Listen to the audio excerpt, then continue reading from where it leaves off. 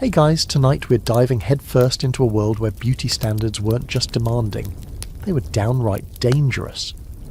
Imagine yourself in an ancient workshop, the air thick with the scent of crushed herbs, strange minerals, and maybe a hint of something metallic. You see powders too fine, paste too vibrant, and tools that look more like instruments of polite torture than anything you'd find in a modern makeup bag. This isn't your local Sephora, that's for sure. It's a place where the pursuit of an idealized self could, quite literally, cost you your health, your comfort, and sometimes, if you were particularly unlucky with that newfangled skin whitener, your life. You probably won't survive this, at least not with your modern sensibilities intact. So, before you get comfortable, take a moment to like the video and subscribe, but only if you genuinely enjoy what I do here. And hey, drop a comment letting us know where you're listening from and what time it is in your corner of the world. I love seeing how far these stories travel. Now dim the lights, maybe turn on a fan for that soft background hum, and let's ease into tonight's journey together. You're standing on the threshold of epochs long past, peering into societies where the definition of beauty was carved out of very different materials than our own. The desire to be attractive, to be admired, it's not a new invention. It's as old as humanity itself. Think back to the very earliest humans. What did beautiful even mean then? Perhaps it was something as primal as a strong build, clear eyes, and healthy teeth. All outward signals of good genes and the ability to survive, to provide, to procreate. Mainstream historical fact: archaeologists have unearthed pierced shells and beads, clearly used as adornments, dating back over 100,000 years in places like Africa and the Middle East, proving our ancestors were into accessorizing long before fashion magazines. But the path from simple adornment to complex, often agonizing beauty rituals is a winding one. It wasn't always about enhancing natural vitality. Sometimes, the most coveted aesthetics were those that screamed artifice, that deliberately defied nature. You'll find that the pursuit of these ideals often involved a level of commitment that makes your bi-weekly manicure look like a fleeting thought. We're talking about reshaping bones, scarring skin, ingesting substances that would make a modern pharmacist's hair stand on end. The discomfort, the sheer dedication, it's almost humbling in a slightly terrifying way. Consider the ingenuity involved. Without the benefit of modern science or chemical understanding, ancient peoples were like raw, instinctive artists and alchemists of the human form. They experimented. A crushed beetle for a vibrant red? Why not? A poultice of, well, let's just say organic matter for a smoother complexion. Worth a try, apparently. Quirky tidbit for you. In some ancient cultures, elongating the skull during infancy was considered the height of beauty and status, achieved by binding a baby's head with boards or cloth. Imagine the parental dedication to that particular look, not to mention the permanent results. You couldn't just decide you preferred a rounder head shape next season. And as we delve deeper, you'll notice that beauty was rarely just skin deep. It was deeply interwoven with social status, spiritual beliefs, and communal identity. Historians still argue whether many of these elaborate beautification practices were primarily for aesthetic appeal, or if they served more profound roles as markers of tribal affiliation, rites of passage, signals of wealth and leisure, or even as conduits for spiritual power. That intricate tattoo, that carefully applied paint, was it to attract a partner, to appease a god, or to announce your place in the world? Often, it was a complex blend of all these things. The price of beauty, as you'll come to understand, wasn't always paid in simple pain or discomfort. Sometimes, it was paid with restricted movement, with chronic health problems, or, as we'll see with some rather unfortunate cosmetic ingredients, with a slow, creeping toxicity. It really makes you ponder the driving forces behind such extreme measures. Were their motivations so different from the pressures many feel today, amplified by social media and ever-shifting trends? Perhaps not in essence, though their tools and understanding of consequences were vastly different. It's like someone discovering fire and immediately wondering if they can use it to curl their hair. Admirable ambition, questionable safety protocol. That's a bit of a joke, of course, but the spirit of bold, sometimes reckless, experimentation was certainly there. The very idea of what constitutes beauty is such a chameleon, isn't it? It slinks through centuries and across continents, transforming itself with an almost whimsical disregard for consistency. What one culture revered as the pinnacle of human perfection, another might have found utterly bizarre. Trying to explain the appeal of, say, a tiny bound foot to someone who values athletic prowess would be a conversation full of confused silences. It's almost comical how fickle our species can be about its own appearance. You think today's fleeting fashion trends are wild? Just wait. This journey we're embarking on, it's not just a catalogue of peculiar practices.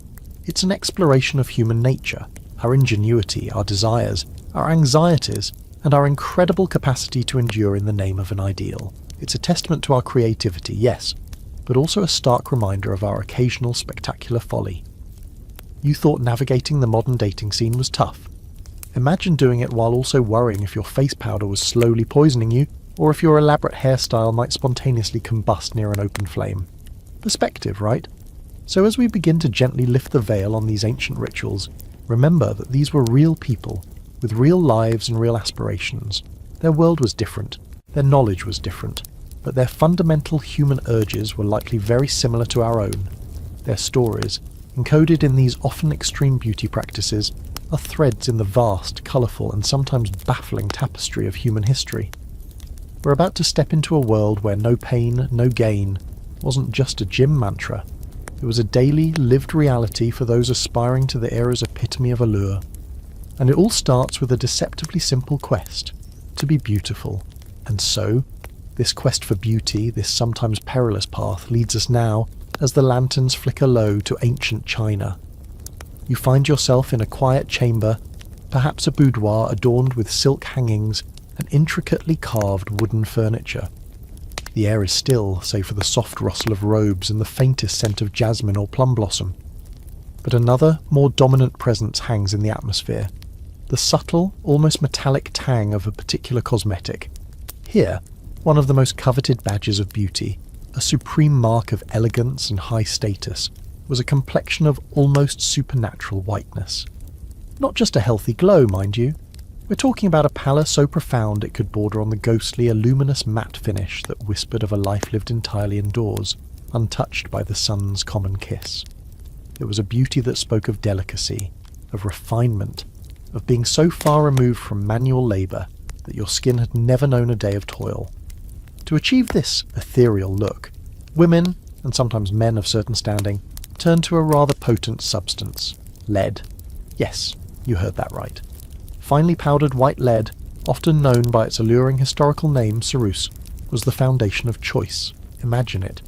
A small, ornate porcelain pot filled with a snowy, deceptively soft powder. You might dip a brush or a puff into it, the tiny particles rising in a faint cloud catching the dim light. The application itself was an art. It wasn't a light dusting, it was often layered on, creating a smooth, opaque mask that evened out any imperfections and bestowed that sought-after alabaster sheen. It's the complete opposite of today's obsession with a sun-kissed tan. Back then, a tan was the mark of a peasant, someone who worked the fields. To be pale was to be privileged. The mainstream historical fact here is that the use of lead-based cosmetics wasn't unique to China. Ceruse was popular in various ancient cultures, including Egypt, Greece, and Rome, and its use persisted well into the Renaissance and beyond in Europe. Cleopatra herself is thought to have used lead in her kohl eyeliner, though we'll get to Egyptian practices a bit later. But in China, the dedication to this particular form of pallor was especially pronounced and had a very long history, stretching back centuries, at least to the Shang dynasty. Think of it as the ultimate Instagram filter of its day, only this filter came with a rather hefty hidden surcharge on your health. It was the original killer complexion, and that's not entirely a joke. Now, this lead powder wasn't just dug out of the ground and slapped on. Its preparation could be quite involved, often involving the corrosion of lead plates with vinegar fumes, then scraping off the white, powdery substance that formed. Sometimes it was mixed with other ingredients, rice powder for texture, perhaps, or even crushed pearls for an added luminosity, if you were particularly wealthy. Quirky tidbit: some ancient Chinese beauty recipes also incorporated nightingale droppings, not for whitening directly, but for their supposed skin cleansing and bleaching properties, before the lead powder application. We'll definitely be revisiting those fascinating droppings later. For now, just picture the dedication. Bird poop facials followed by a layer of heavy metal, the things one does for beauty. The immediate effects of the lead powder were visually quite dramatic. It truly did create a startlingly white, flawless canvas. Imperfections vanished. The face became an almost doll-like mask onto which other features like dramatically shaped eyebrows or rouged lips could be painted with precision. But the allure was a dangerous siren song. Lead, as we now know all too well, is a potent neurotoxin. With each application, small amounts would be absorbed through the skin. More alarmingly, particles could be inhaled or accidentally ingested. A stray fleck on the lips, a cloud of powder during application. The damage was slow, insidious. At first, it might have been skin problems. Dryness, blemishes, a strange greying or blackening of the skin underneath where the lead reacted with the body's chemistry, or even sulfur in the air, ironically forcing users to apply even thicker layers of white powder to cover up the damage caused by the powder itself. A vicious cycle, if ever there was one. Then, the internal symptoms would begin to creep in. Abdominal pain, headaches, fatigue, anemia. Over time, with prolonged exposure, more severe consequences would manifest. Neurological damage, paralysis, infertility, kidney failure, and eventually madness and death. It's a chilling thought, isn't it? That the very substance used to project an image of delicate, ethereal beauty was in reality a creeping poison. Historians still argue whether the users, particularly in the earlier periods, were fully aware of the severe long-term dangers of lead, or if the immediate aesthetic benefits and the immense societal pressure simply outweighed any suspected risks. Were the early signs of poisoning dismissed as unrelated ailments? Or was there a sort of willful ignorance, a trade-off consciously made? It's hard to say for certain. Knowledge of poison existed, of course, but the subtle, cumulative effects of something applied externally might have been harder to pinpoint directly. Imagine trying to explain to your great-great-great-grandmother that her favourite face cream was essentially a slow-acting assassin. She'd probably just think you were jealous of her flawless, if slightly toxic, glow. The desire for this pallid perfection was deeply ingrained. It appears in ancient Chinese poetry and art, this ideal of the jade-like complexion. It was a powerful symbol, and symbols often demand sacrifice. You can almost hear the soft whispers in those ancient courts, the clinking of cosmetic tools, the shared secrets of how to achieve the whitest white, all while the silent threat of the lead lurked just beneath the surface of that porcelain pot. It makes you wonder about the countless unnamed women who suffered for this ideal, their ailments perhaps attributed to female frailty or malevolent spirits, when the culprit was right there on their dressing table. Remember that polite torture we joked about in the introduction? This wasn't an instrument. It was an ingredient, far more subtle in its cruelty. It's a stark reminder that what is considered beautiful can come at an extraordinary cost, a theme we'll see repeated across cultures and time periods. The ancient Chinese pursuit of a ghostly white complexion, using powders laden with lead, stands as one of the most poignant examples of this dangerous dance between aspiration and adversity. You're not just applying makeup, you're making a statement, a potentially fatal one. Leaving the ghostly allure of lead-laced complexions behind, we now turn our gaze downwards, to the very feet of Chinese women, and to a practice that is perhaps one of the most infamous and controversial beauty rituals in history, foot binding, or shanzu. You're no longer in a dimly lit boudoir focused on powders and potions, but perhaps in a quiet inner room, a place where something deeply transformative and undeniably painful is taking place. This isn't about enhancing a feature, it's about radically reshaping it, moulding young, pliable bones into an entirely new, and to our modern eyes startling form. The ideal was not just a small foot, but a lotus foot, a tiny, arched, pointed creation, often no more than 3 to 4 inches long, said to resemble the unopened bud of a lotus flower. The process typically began when a girl was very young, usually between the ages of 4 and 7, though sometimes as early as 3 or as late as 9 or 10. Her mother or another older female relative would undertake the task. Imagine those tiny feet soaked in warm water or a mixture of herbs and sometimes animal blood to soften them. Then, the 4 smaller toes on each foot would be curled under, pressed tightly against the sole. The arch was then forcibly broken or strained upwards. Long strips of binding cloth, often silk or cotton, would be wrapped tightly around the foot, pulling the toes and heel closer together, forcing the foot to fold and arch. These bandages were drawn tighter and tighter over time. The bindings changed regularly to clean the feet and prevent infection. Though infection, as you can imagine, was a constant and agonizing threat. This was not a one-time procedure. It was a relentless, years-long ordeal. The pain was, by all accounts, excruciating, especially in the initial stages. Girls would weep, beg for the bindings to be loosened, but the cultural pressure was immense. A mainstream historical fact. Foot binding was practiced in China for roughly 1,000 years, from approximately the 10th century Song dynasty, until it was officially banned in the early 20th century, though the practice lingered in some rural areas for decades after. Its longevity speaks volumes about its deep cultural embeddedness. It wasn't just a fleeting fashion, it became a core component of female identity and marriageability for a vast portion of the population, though it was more common among Han Chinese women than among other ethnic groups like the Manchus, who actually tried to ban it at various points without much success. Why? Why endure such a thing? The reasons are complex and layered. Initially, it's thought to have begun among court dancers in the 10th or 11th century, with the bound feet allowing for a particular kind of swaying, delicate gait that was considered alluring. From there, it spread through the upper classes as a mark of status and refinement. A woman with bound feet could not perform manual labour. Her tiny, crippled feet were a clear signal of her family's wealth and her own life of leisure. She was an ornament, a prize.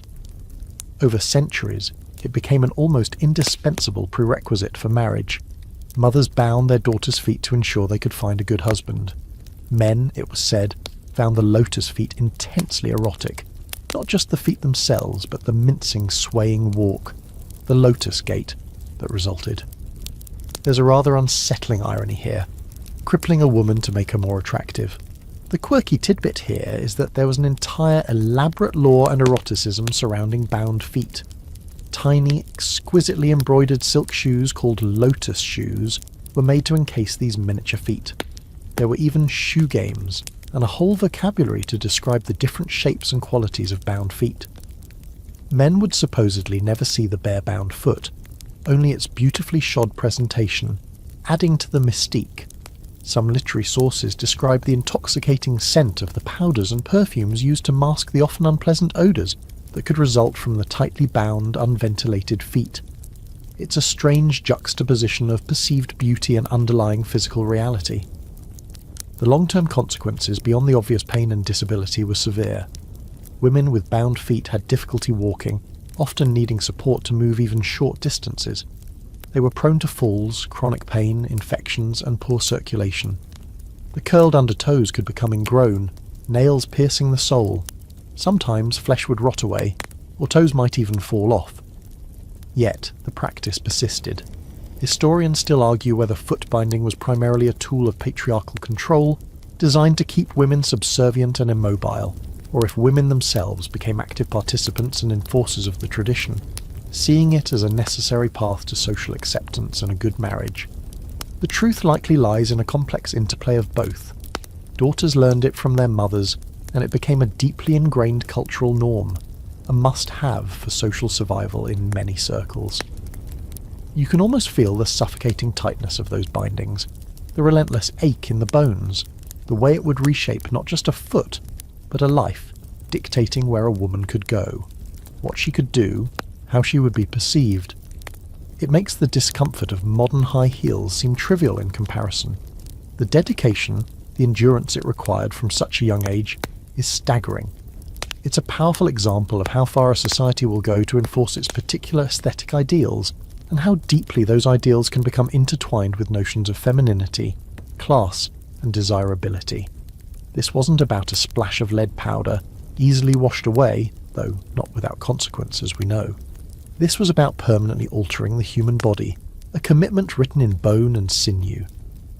Imagine the girls, their childhoods marked by this constant throbbing pain, learning to navigate their world on these reconfigured feet. The practice created a very specific female aesthetic, one of helplessness and delicacy, which was highly prized. But beneath the embroidered silk and the alluring sway, there was a story of immense suffering, a testament to the extreme lengths humans will go to conform to and perpetuate cultural definitions of beauty. It's a sombre note in our journey, a reminder that beauty can indeed be a harsh mistress. As we gently lift our gaze from the painful constraints of lotus feet, let's allow our attention to travel upwards, to the elaborate crowns of glory that adorned the heads of ancient Chinese women, and indeed men of certain distinction. You're now in a bustling dressing room, or perhaps a more serene private chamber, where the air is filled with the scent of fragrant oils and the subtle click of pins and combs.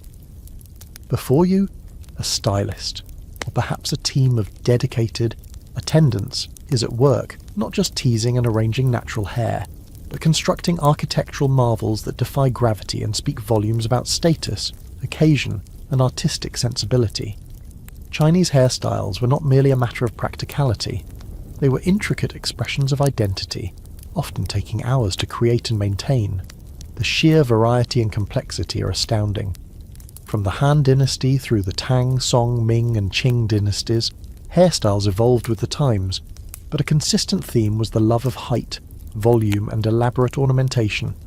Think of towering buns, intricate braids woven into complex patterns, and carefully arranged loops and coils that seem to sculpt the very air around the wearer's head. These weren't your simple ponytails or messy buns, these were statements, mainstream historical fact. During the Tang dynasty, 618 to 907 AD, often considered a golden age for Chinese arts and culture, women's hairstyles reached extravagant heights and complexity, with some coiffures incorporating multiple buns, loops and even wings, often held in place with a sophisticated system of pins and frames. It was a period of particular opulence and creativity in hair artistry. To achieve these gravity-defying looks, natural hair alone was often insufficient. This is where the ingenuity really shines. Wigs, or jiafar, and hairpieces made from human hair, or sometimes animal hair like yak or horsehair, were extensively used. These weren't just subtle extensions for a bit of extra volume. We're talking about entire pre-constructed sections, sometimes built on wireframes or bamboo structures, that could be attached to the natural hair to create truly monumental effects. Imagine the weight of some of these creations. It makes you wonder how they avoided chronic neck pain. Perhaps a strong neck was another unstated beauty ideal. That's a small jest, of course, but the dedication to the aesthetic was certainly no laughing matter for those involved in the daily upkeep. The quirky tidbit here is the astonishing range of materials used not just for the structure, but for the adornment of these hairstyles. Beyond the expected gold, silver, jade and pearl pins, combs and tiaras, you'd find ornaments made from carved wood, lacquered bamboo, kingfisher feathers, prized for their iridescent blue, tortoise shell, and even cicada wings arranged to look like delicate hair accessories. Some hairstyles incorporated fresh flowers, while others featured elaborate representations of phoenixes, dragons, or blossoms, all crafted from precious materials. It was like wearing a miniature, highly symbolic sculpture on your head. You could probably tell a woman's entire social standing, marital status, and even the specific occasion she was dressed for just by looking at her hair. The creation of these hairstyles was a painstaking process. For the elite, it would involve personal hairdressers and maids spending hours each morning. The hair would be smoothed with fragrant oils. Camellia oil was a popular choice, then meticulously sectioned, braided, coiled, and pinned. The addition of wigs and hairpieces required skillful blending to make them appear seamless with the natural hair.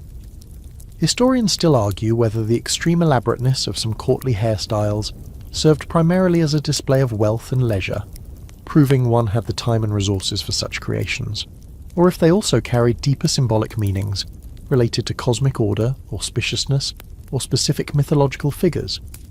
Perhaps, as with many things, it was a bit of both, an aesthetic choice deeply imbued with cultural resonance.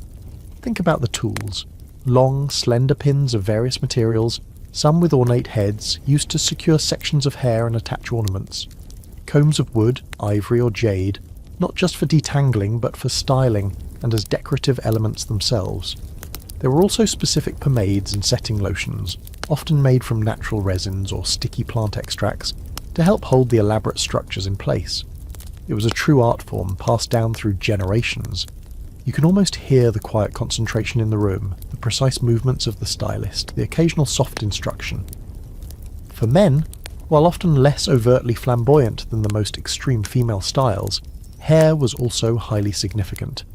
During many periods, men grew their hair long and wore it in a top knot or bun, often secured with a pin or covered with a cap or headdress, appropriate to their rank and profession. The Q hairstyle, enforced on Han Chinese men by the Manchu rulers during the Qing dynasty, a shaved forehead with a long braid at the back, is a particularly well-known example of hair being used as a powerful symbol of political submission and cultural identity. The refusal to adopt the Q was seen as an act of rebellion and was often punishable by death. So, hair wasn't just about looking good, it could be a matter of life and death. A stark contrast to simply worrying about a bad hair day. These intricate coiffures, whether the towering creations of Tang court ladies or the symbolic Q of the Qing era, tell us so much about the society that created them. They speak of aesthetic preferences, yes, but also of social hierarchies, gender roles, political power, and the human love for intricate craftsmanship. It makes your own morning hair routine seem wonderfully simple, doesn't it? Just imagine the effort involved day after day to maintain such a visible and complex marker of your place in the world. It's a testament to the human capacity for artistic expression, even in the most personal of realms. From the towering constructions of hair, our journey now takes us to the fingertips, to another fascinating and highly visible symbol of status in Imperial China. Incredibly long fingernails, often protected and adorned by ornate nail guards. You're now perhaps observing a noblewoman or a high-ranking scholar, their hands held in a delicate, almost ceremonial manner. What immediately draws your eye are not rings or bracelets, but the nails themselves, cultivated to astonishing lengths, sometimes several inches long, curving gently like pale talons. These weren't just any nails, these were declarations. They were living proof that the owner did not, and could not, engage in any form of manual labour. Their hands were purely ornamental, a testament to a life of leisure and privilege. The cultivation of long fingernails was a practice predominantly seen among the elite, both men and women, though it's perhaps more famously associated with aristocratic women. Growing such nails required immense care and patience. They were, of course, extremely fragile. A moment of carelessness, a snag on a silk robe could mean disaster, a broken nail that had taken months, even years, to grow. To prevent such calamities, and also to further embellish these prized possessions, elaborate nail guards, or zijia tao, were worn. These guards, often exquisitely crafted, slipped over the individual nails, providing protection and an extra layer of ostentatious display. It's a far cry from your quick application of nail polish, isn't it? These nail guards were works of art in themselves, a mainstream historical fact. During the Qing dynasty, 1644 to 1912, the use of these decorative nail guards became particularly prominent among Manchu noblewomen. Empress Dowager Cixi, one of the most powerful figures of the late Qing period, was famously depicted and photographed wearing incredibly long nail guards, some reportedly up to 6 inches in length, on her little and ring fingers. These became iconic symbols of her power and imperial status. You could almost say her fingernails wielded as much authority as her edicts.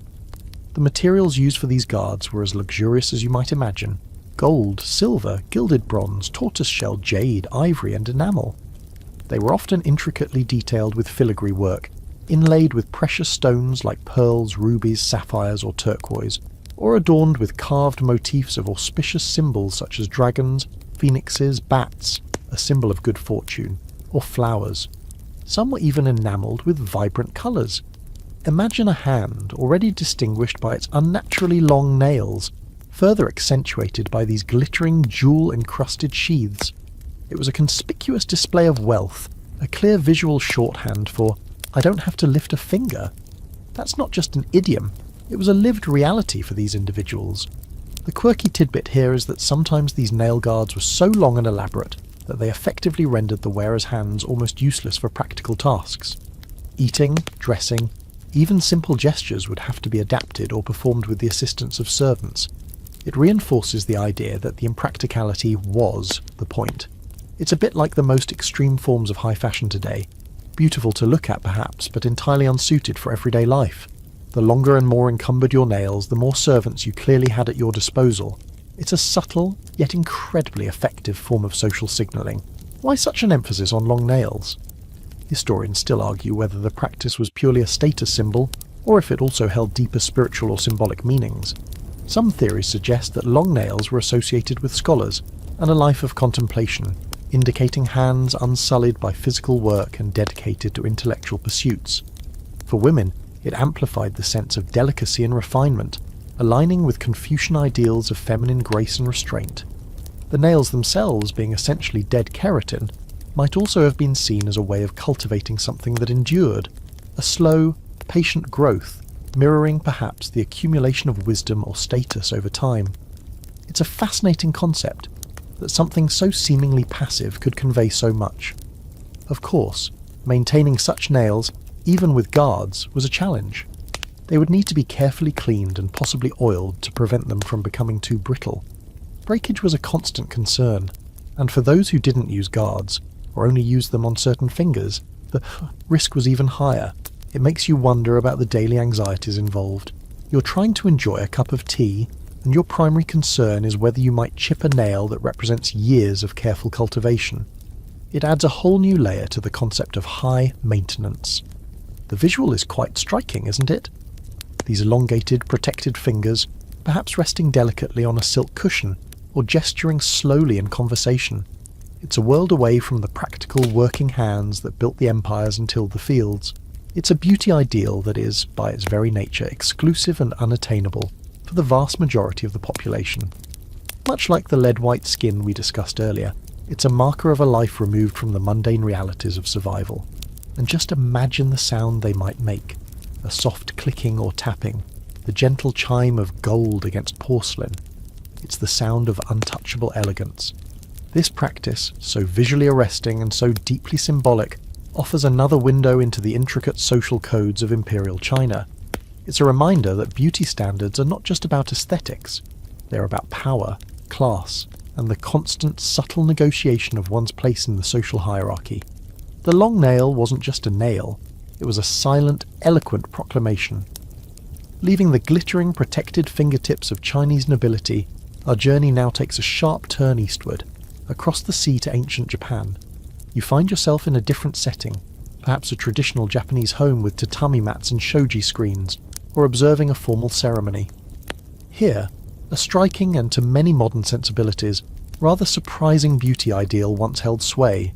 The practice of dyeing one's teeth black, known as ohaguro, or chihei. Yes, you read that correctly. Instead of striving for pearly whites, for centuries, many Japanese women, and sometimes men, deliberately stained their teeth a deep, lustrous black.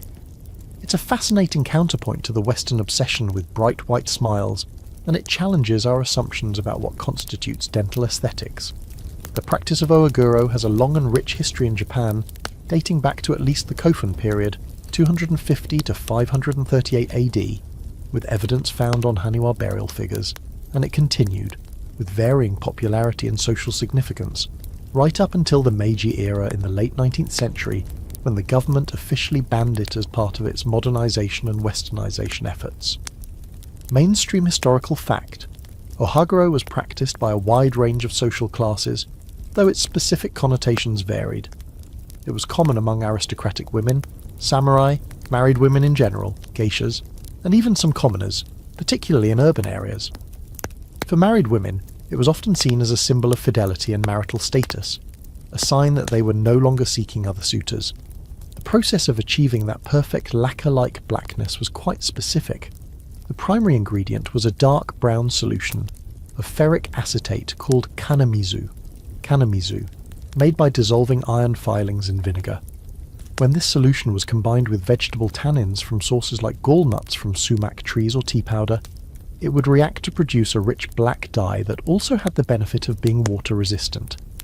The mixture was often painted onto the teeth daily or every few days using a soft brush made of feathers or bristles.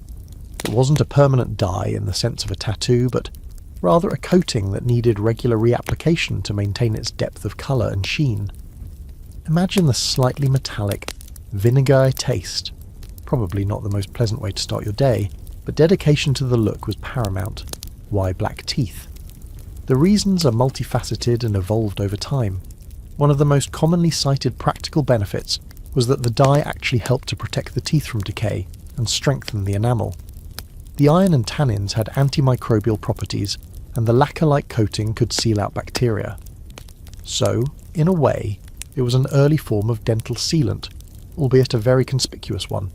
Quirky tidbit: because the ohaguro mixture was often quite acidic and could have an unpleasant smell and taste, various spices like cloves, cinnamon or anise were sometimes added to the concoction to make it more palatable or to perfume the breath. It's like they were trying to make their dental varnish into a potpourri. Beyond the practical, there were strong aesthetic and symbolic reasons. In a culture that highly valued pale skin, much like ancient China, though perhaps not always achieved with lead, blackened teeth provided a striking contrast, making the white skin of the face appear even whiter and more luminous. Some scholars suggest that a wide smile revealing bright white teeth might have been seen as too animalistic or unrefined. Black teeth, on the other hand, concealed the natural colour and form of the teeth, creating a more serene, enigmatic, and, to the contemporary eye, more sophisticated expression. Historians still argue whether the aesthetic appeal was primarily about the contrast with white skin, or if it was linked to a broader appreciation for things that were dark, lacquered and unchanging, which were valued in Japanese aesthetics. Think of lacquerware, for instance. The practice also served as a clear social signifier. For married women, it was a public declaration of their status. For geishas, whose white face makeup often made their natural teeth appear yellow by comparison, ohaguro created a more harmonious and striking look. Samurai warriors also sometimes practiced ohaguro, possibly as a display of loyalty or as a way to appear more fearsome, or perhaps simply as part of the aristocratic customs they emulated.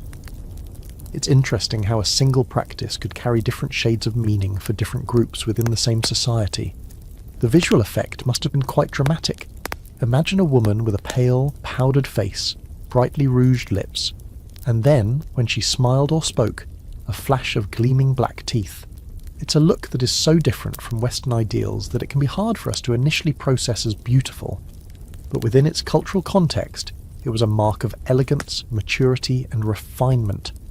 It's a powerful reminder of how culturally conditioned our perceptions of beauty truly are. You probably wouldn't swipe right on a dating profile featuring a black-toothed smile today, but in Heian-era Japan, it might have been the height of allure. The decline of ohaguro in the late 19th century was a direct result of Japan's opening to the West, and its desire to be seen as a modern nation. Western visitors often found the practice strange or even repellent, and as Japan adopted Western dress, customs and technologies, traditional practices like ohaguro, and for that matter certain hairstyles and forms of makeup, began to be seen as old-fashioned or even barbaric by the new Meiji government, eager to impress the outside world. It's a common story. Cultural practices that have endured for centuries can be swept away relatively quickly under the tide of external influence and perceived progress. Yet for nearly a millennium, black teeth were a common and often admired sight in Japan, a beauty ritual that combined practicality with profound cultural symbolism. It makes you think about all the subtle, and not so subtle ways we modify our teeth today. Whitening, straightening, veneers. Are our current dental aesthetics any less culturally constructed than ohaguro? Perhaps just different. From the intriguing practice of ohaguro in Japan, we now shift our focus, though we remain in the land of the rising sun, to another iconic and highly stylized form of beauty, the striking white makeup, or oshiroi, of the geisha. You're perhaps in the quiet traditional district of Gion in Kyoto, catching a glimpse of a geisha, or a maiko, apprentice geisha, gliding gracefully down a narrow street.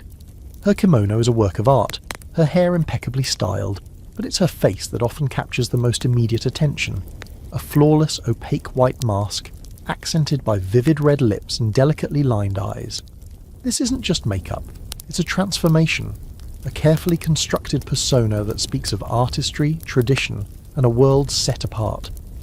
The thick white foundation traditionally used by geishas, and before them by court ladies and kabuki actors, was historically made from rice powder, but like their Chinese counterparts, some formulations also incorporated white lead. Remember that dangerous quest for a ghostly pallor? It found its echoes here too, with similar risks of lead poisoning for those who used it regularly over long periods. However, by the early 20th century, safer, non-toxic white pigments began to replace the lead-based versions, though the iconic look remained. The application of this oshiroi is a meticulous, ritualized process. It's not just slapped on, it's smoothed carefully over the face, neck and upper chest, creating a stark, almost doll-like canvas. A mainstream historical fact: the distinctive way geishas apply their white makeup, particularly leaving a W-sit or V-shaped patch of unpainted skin at the nape of the neck, called eriashi, is considered a highly erotic and alluring detail in traditional Japanese aesthetics.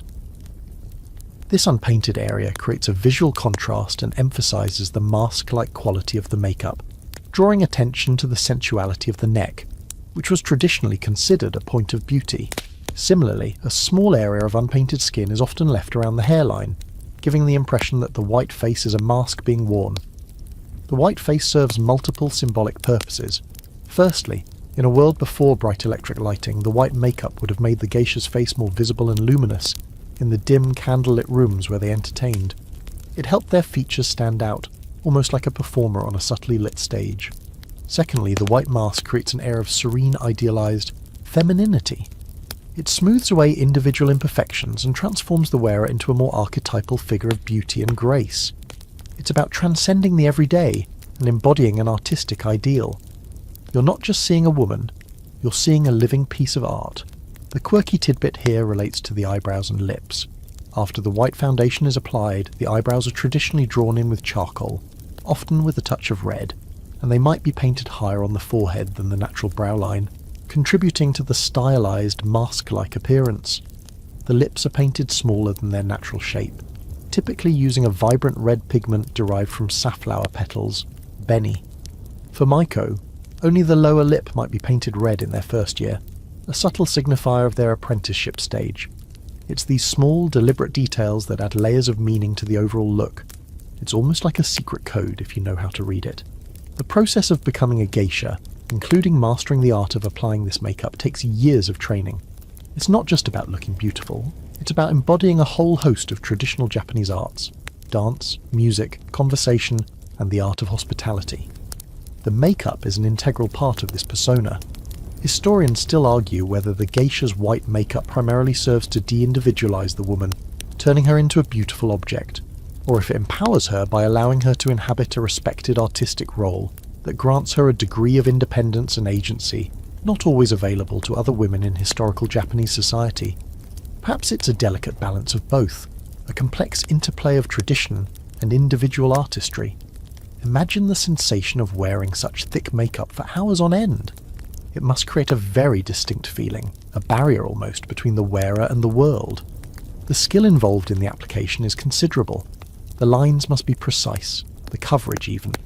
The red and black accents on the eyes and lips must be perfectly placed to achieve the desired effect of serene yet captivating beauty. It's a far cry from a quick 5-minute makeup routine. This is dedication, this is ritual, this is performance, even before the first song is sung or the first dance step taken.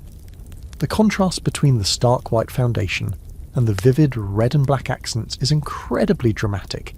It's a visual language that has been refined over centuries, and while the specific ingredients may have evolved for safety reasons, the aesthetic itself has remained remarkably consistent, a testament to its enduring power and cultural significance.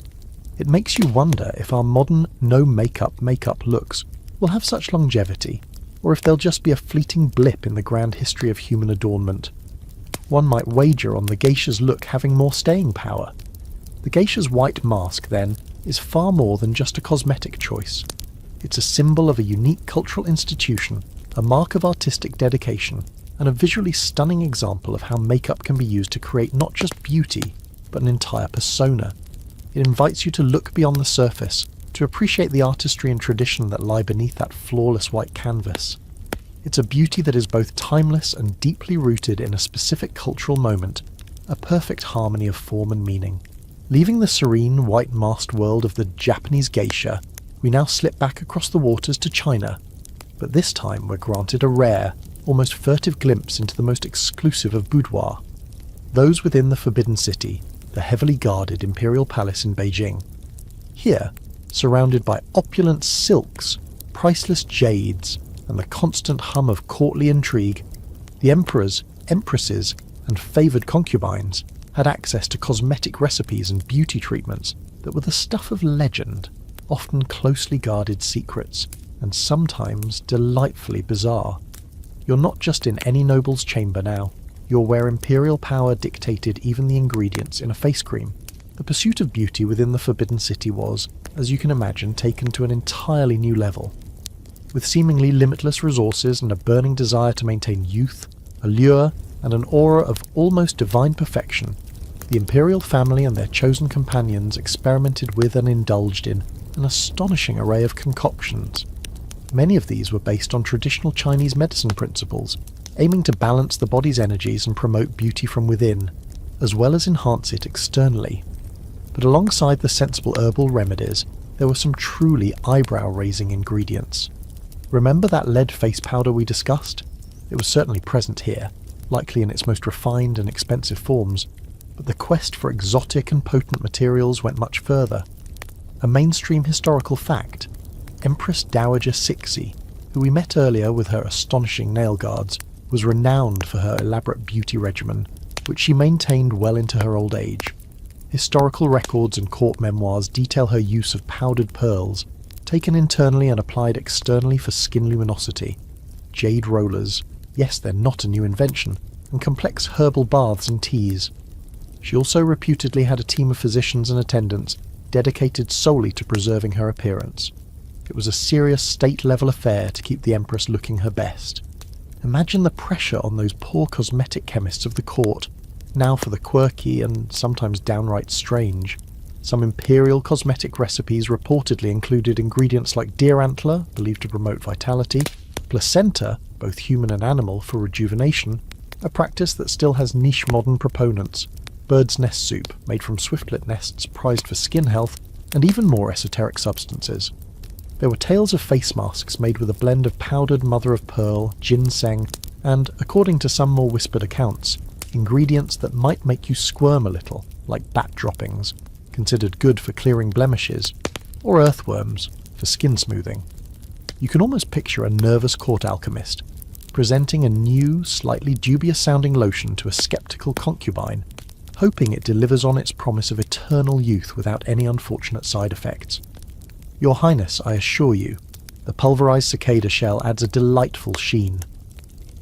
The imperial kitchens and pharmacies were constantly at work, not just preparing food and medicine, but also the raw materials for these beauty treatments.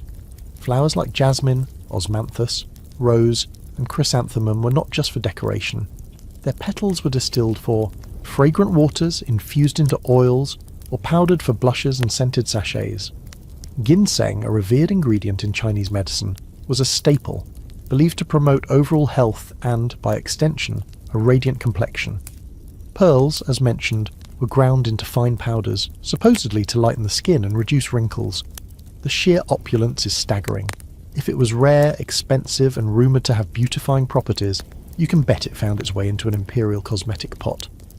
Historians still argue whether the more outlandish ingredients in some reported imperial recipes were genuinely effective, based on some unknown traditional wisdom, or if they were more a product of superstition, extreme exclusivity, the rarer the ingredient the more potent it must be, or even embellishment in later accounts. It's hard to separate fact from folklore when dealing with such closely guarded secrets. Were these empresses truly benefiting from, say, a dusting of powdered jade? Or was it the power of belief and the luxurious ritual itself that contributed to their perceived flawlessness? The exclusivity was key. These weren't recipes you'd find in a common market stall, they were developed for and used by the select few at the very apex of society. The knowledge was often passed down orally, or in private manuscripts within the palace walls. To have access to these treatments was another mark of supreme status, a privilege as potent as any jewel or title. It makes you think about the secret ingredients touted in high-end modern cosmetics. Perhaps the allure of the exclusive and the mysterious is a timeless marketing strategy. The Forbidden City wasn't just a seat of power, it was a microcosm of intense aesthetic competition. Concubines vied for the emperor's favour, and beauty was a powerful weapon in that arsenal. Therefore, the quest for the most effective, most youth-preserving, most enchanting cosmetic was relentless. You can imagine the whispers, the exchanged secrets, perhaps even a touch of sabotage, a rival's face powder accidentally swapped for something less effective, or worse. The stakes were incredibly high. A new wrinkle could mean a fall from grace, while a particularly radiant complexion might catch the Imperial eye. It's a bit like a high-stakes reality TV show, but with significantly more brocade and potentially more ground-up rare minerals. These Imperial beauty secrets, a blend of traditional medicine, luxurious indulgence, and sometimes baffling experimentation, offer a fascinating glimpse into a world where beauty was not just a personal concern, but an affair of state. It highlights the incredible lengths to which humans will go in the pursuit of an ideal, especially when backed by almost unlimited resources and the immense pressure to embody perfection. Leaving the gilded cages and closely guarded cosmetic secrets of the Forbidden City, let's immerse ourselves now in a more fragrant and pervasive aspect of ancient Chinese beauty rituals, the art of perfumery and the luxurious practice of aromatic incense baths. You're no longer focused on a single face or a specific body part, but enveloped in a cloud of subtle, carefully crafted scents. Imagine stepping into a wealthy household or a refined, scholarly retreat. The air itself is a component of the aesthetic, carrying delicate notes of sandalwood, jasmine, orchid, or perhaps the deeper, more mysterious aroma of agar wood or musk. This wasn't just about smelling nice, it was about creating an atmosphere, cultivating a personal aura, and even purifying the mind and spirit. The use of fragrances in China has an incredibly ancient history, dating back thousands of years. Initially, aromatic plants and resins were primarily burned as incense in religious ceremonies and ancestral rites, to purify spaces, honour deities, and create a sacred atmosphere. Mainstream historical fact: during the Han Dynasty, 206 BC to 220 AD, the use of incense and perfumes expanded significantly beyond purely religious contexts, becoming an integral part of daily life for the elite, used for personal adornment, scenting clothes and rooms, and in medicinal practices. The Silk Road played a crucial role in bringing exotic aromatics like frankincense, myrrh, and spikenard from distant lands to China, enriching the perfumer's palate. Personal perfumery was highly sophisticated.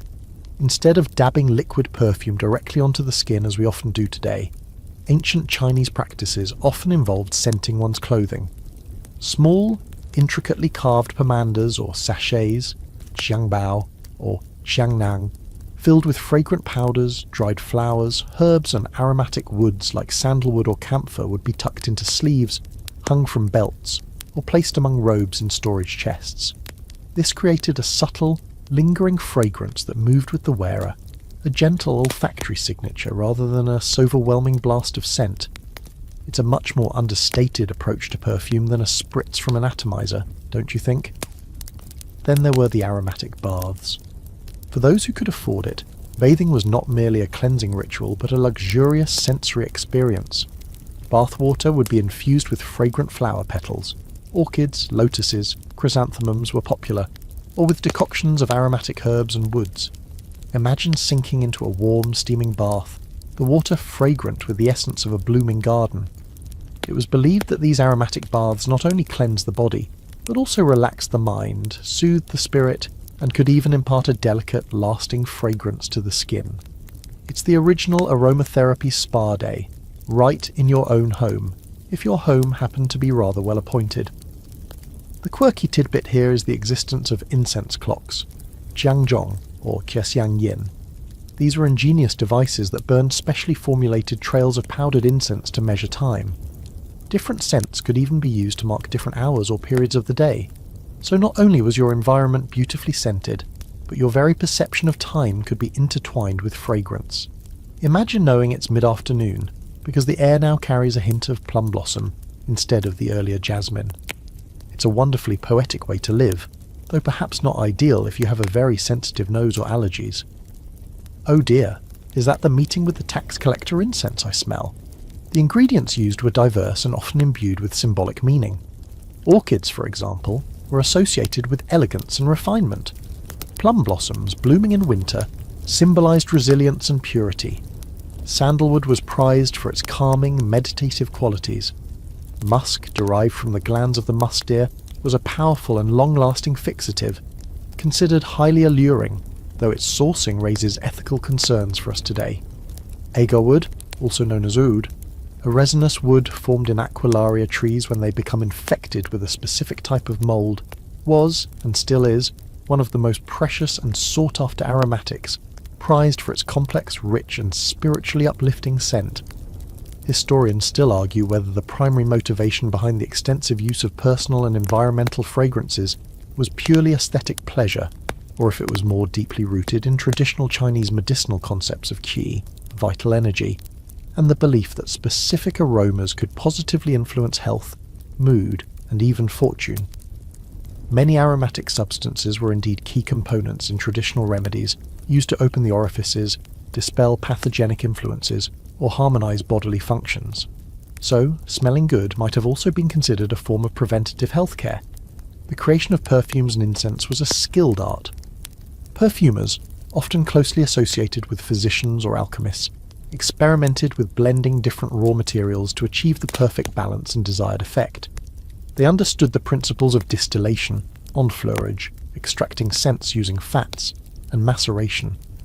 The resulting products, powders, pastes, infused oils, and carefully shaped incense sticks or cones, were often stored in beautiful ceramic, jade, or lacquer containers.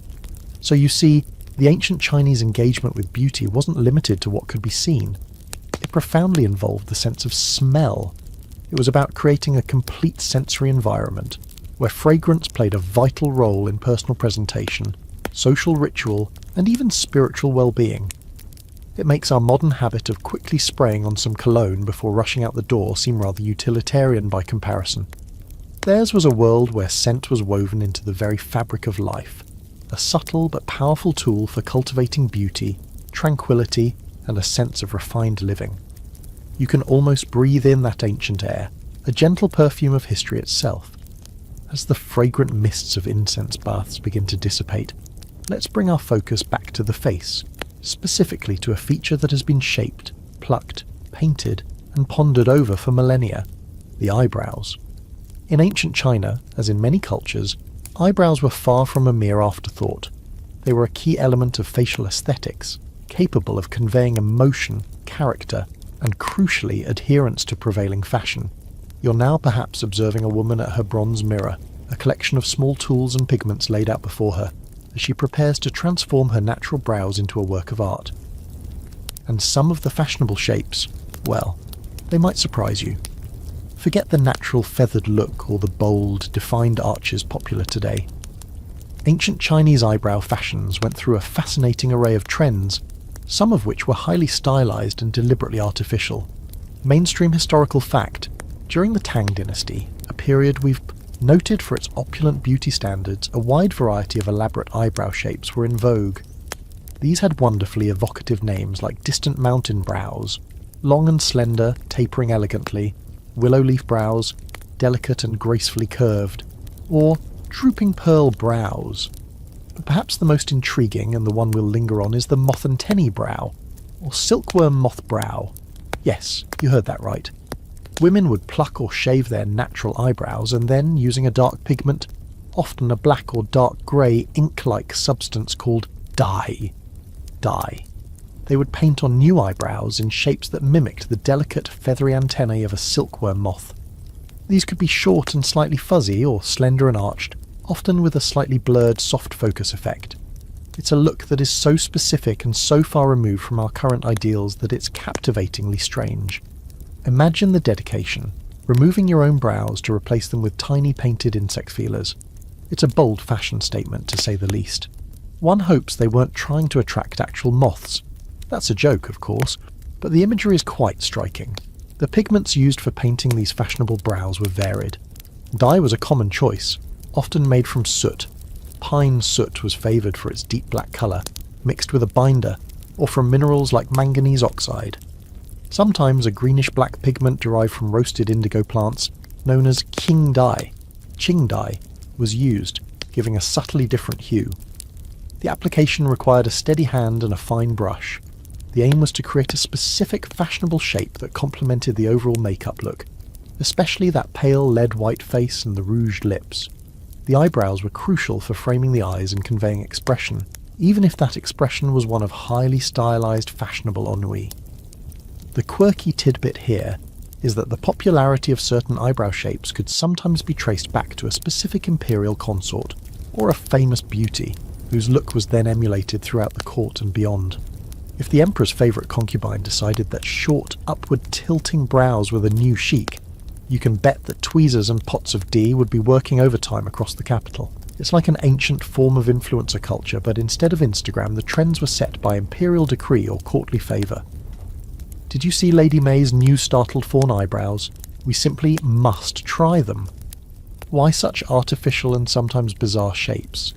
Historians still argue whether these highly stylized eyebrows were purely about fashion and novelty, or if they carried deeper symbolic meanings related to femininity, allure, or even specific poetic or literary allusions. The moth, for instance, undergoes transformation and is associated with a delicate ephemeral beauty. Were the moth antennae brows meant to evoke a similar sense of fragile, captivating charm? Or was it simply that someone influential thought it looked good, and the trend caught on, much like any other fashion fad throughout history? The tools for eyebrow grooming were important. Small tweezers for plucking stray hairs, tiny scissors for trimming, and of course the fine brushes for painting. Bronze mirrors, often highly polished, provided the necessary reflection for this detailed work. It was a daily ritual for many women of standing, and it wasn't just about removal and painting, shaping the remaining natural. Brow hairs, if any were left, was also part of the process. Some styles involved leaving a very thin, arched line, while others required the complete removal of the natural brow to create a blank canvas for the artist's work. This practice of painting artificial eyebrows wasn't unique to the moth antennae style. Throughout Chinese history there were periods where eyebrows were painted thick and bold, others where they were thin and ethereal. The desired aesthetic shifted with the dynasties and with prevailing cultural moods. What remained consistent was the understanding that eyebrows were a powerful expressive tool and a key component of a fashionable face. It makes you look at your own eyebrows and wonder what a Tang Dynasty fashion critic would make of them. Probably declare them hopelessly last millennium. The painted moth eyebrows, in all their delicate strangeness, serve as a wonderful example of how beauty standards can be incredibly specific and culturally relative. They challenge our notions of what is natural or attractive, and remind us that fashion, even in facial features, can be a playful, artistic, and sometimes quite eccentric endeavour. It's a world where your face truly was your canvas, and your eyebrows were a chance to make a very particular, very fashionable statement. Having marvelled at the painted moth antennae eyebrows, let's now delve beneath the surface, literally and figuratively, to explore another crucial aspect of ancient Chinese beauty philosophy, the belief that true, lasting beauty originated from within. You're no longer just observing the external applications of powders and pigments, but are now in a scholar's study or an apothecary's shop, surrounded by an intriguing array of dried herbs, roots, fungi and minerals. Here, the focus is on achieving radiance through internal balance and health, using carefully formulated herbal elixirs, teas, and dietary regimens. This holistic approach, deeply rooted in traditional Chinese medicine, TCM, saw external appearance as a direct reflection of the body's internal harmony or discord. The core principle was that if your qi, or vital life energy, was flowing smoothly, your blood was well nourished, and your organs were functioning optimally, your skin would naturally be clear and glowing, your hair lustrous and your eyes bright. Conversely, blemishes, dull skin, or premature aging were seen as outward signs of an internal imbalance. So, rather than just masking imperfections, the emphasis was often on correcting the underlying cause through tailored concoctions. Mainstream historical fact: texts on Chinese herbal medicine dating back over 2,000 years, such as the Shenong Bencao Jing, the Divine Farmer's Materia Medica, list numerous plants and substances with properties believed to enhance beauty by tonifying the blood, nourishing the organs, or clearing heat and dampness.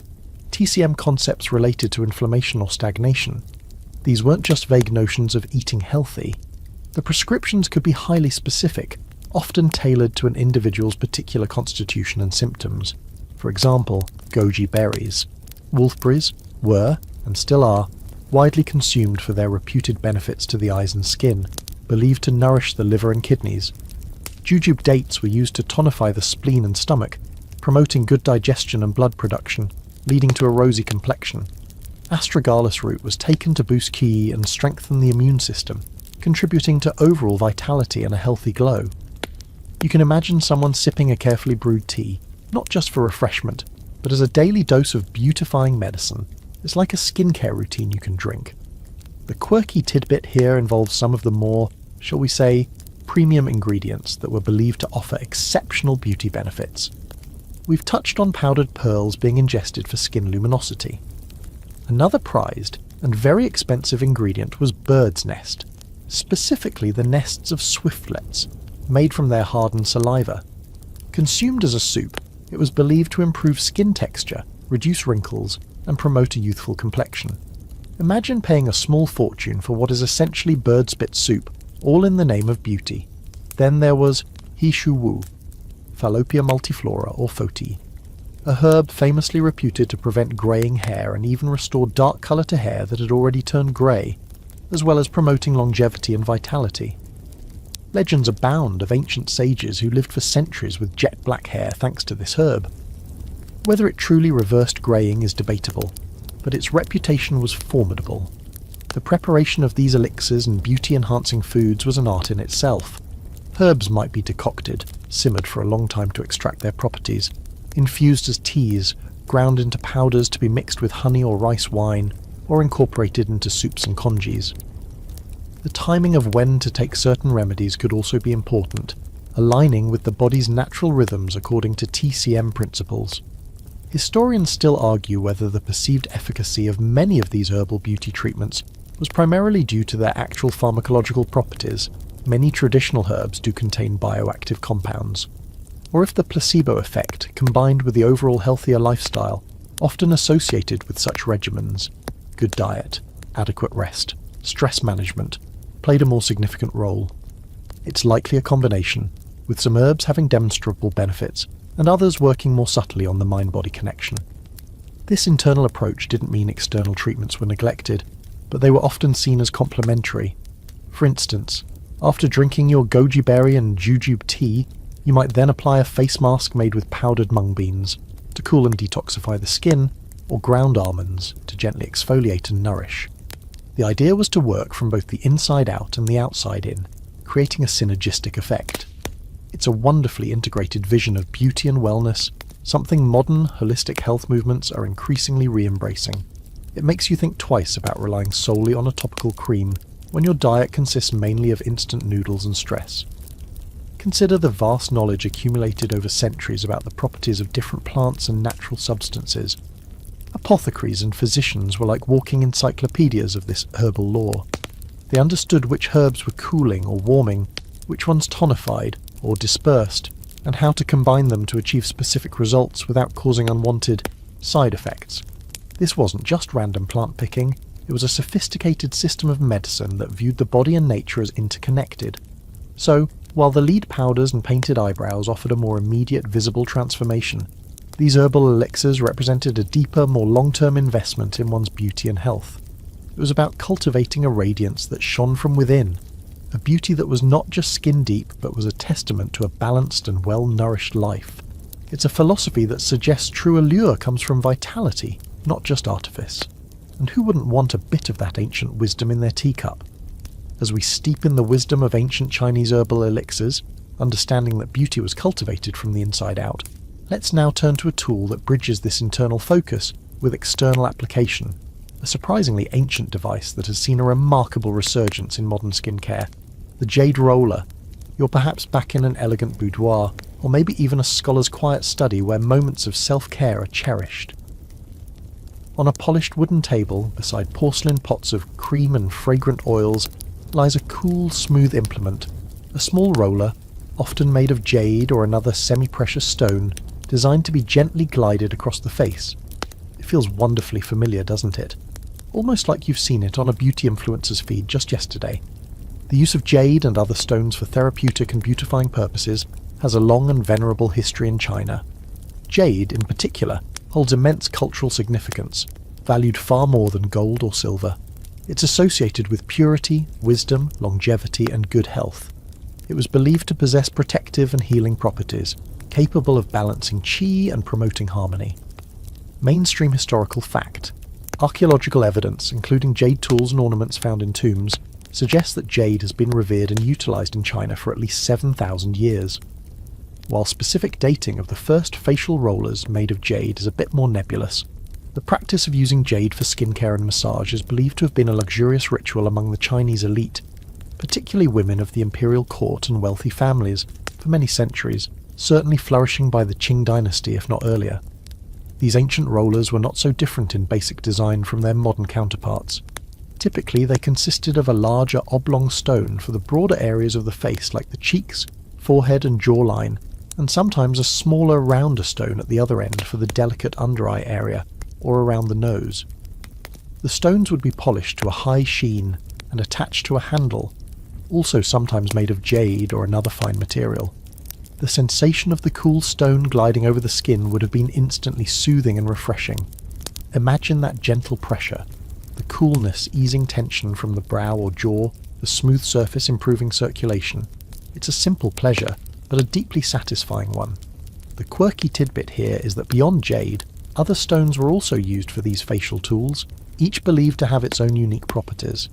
Rose quartz, for instance, associated with love and emotional healing, might have been chosen for its calming and heart-opening energies. Amethyst, linked to tranquility and spiritual awareness, could have been used for a more meditative self-care ritual. The choice of stone might have been based not just on availability or aesthetic preference, but also on these subtle energetic considerations. It's like having a crystal healing session and a facial massage all in one. You weren't just rolling your face, you were aligning your chakras one cheekbone at a time. So, what were these ancient rollers believed to do? Much like their modern descendants, they were used to promote circulation, reduce puffiness, especially around the eyes, aid in lymphatic drainage, and help skincare products, those precious herbal oils and creams we just discussed, penetrate more deeply into the skin. The coolness of the stone was thought to help tighten pores and soothe inflammation. Regular use was believed to result in a smoother, more toned and radiant complexion. Historians still argue whether the documented benefits of ancient jade rolling were primarily due to the actual physical effects of the massage and the properties of the stone, or if the ritualistic, meditative aspect of the practice also contributed significantly to the user's sense of well-being and perceived beauty. Perhaps the act of taking that time for oneself, the gentle, repetitive motion, was as beneficial as any physiological change. Empress Dowager Cixi, whom we've encountered before with her long nail guards and extensive beauty regimen, was reputedly a great devotee of the jade roller. It's easy to picture her after a long day of courtly duties and political manoeuvring, taking a few moments for this calming ritual, the cool jade easing away the cares of the empire from her brow. The fact that such tools were found among the possessions of the wealthy and powerful speaks to their perceived value. They weren't just pretty trinkets, they were considered essential components of a sophisticated beauty and wellness routine. It's fascinating to see how this ancient practice has been so enthusiastically adopted by the modern beauty world.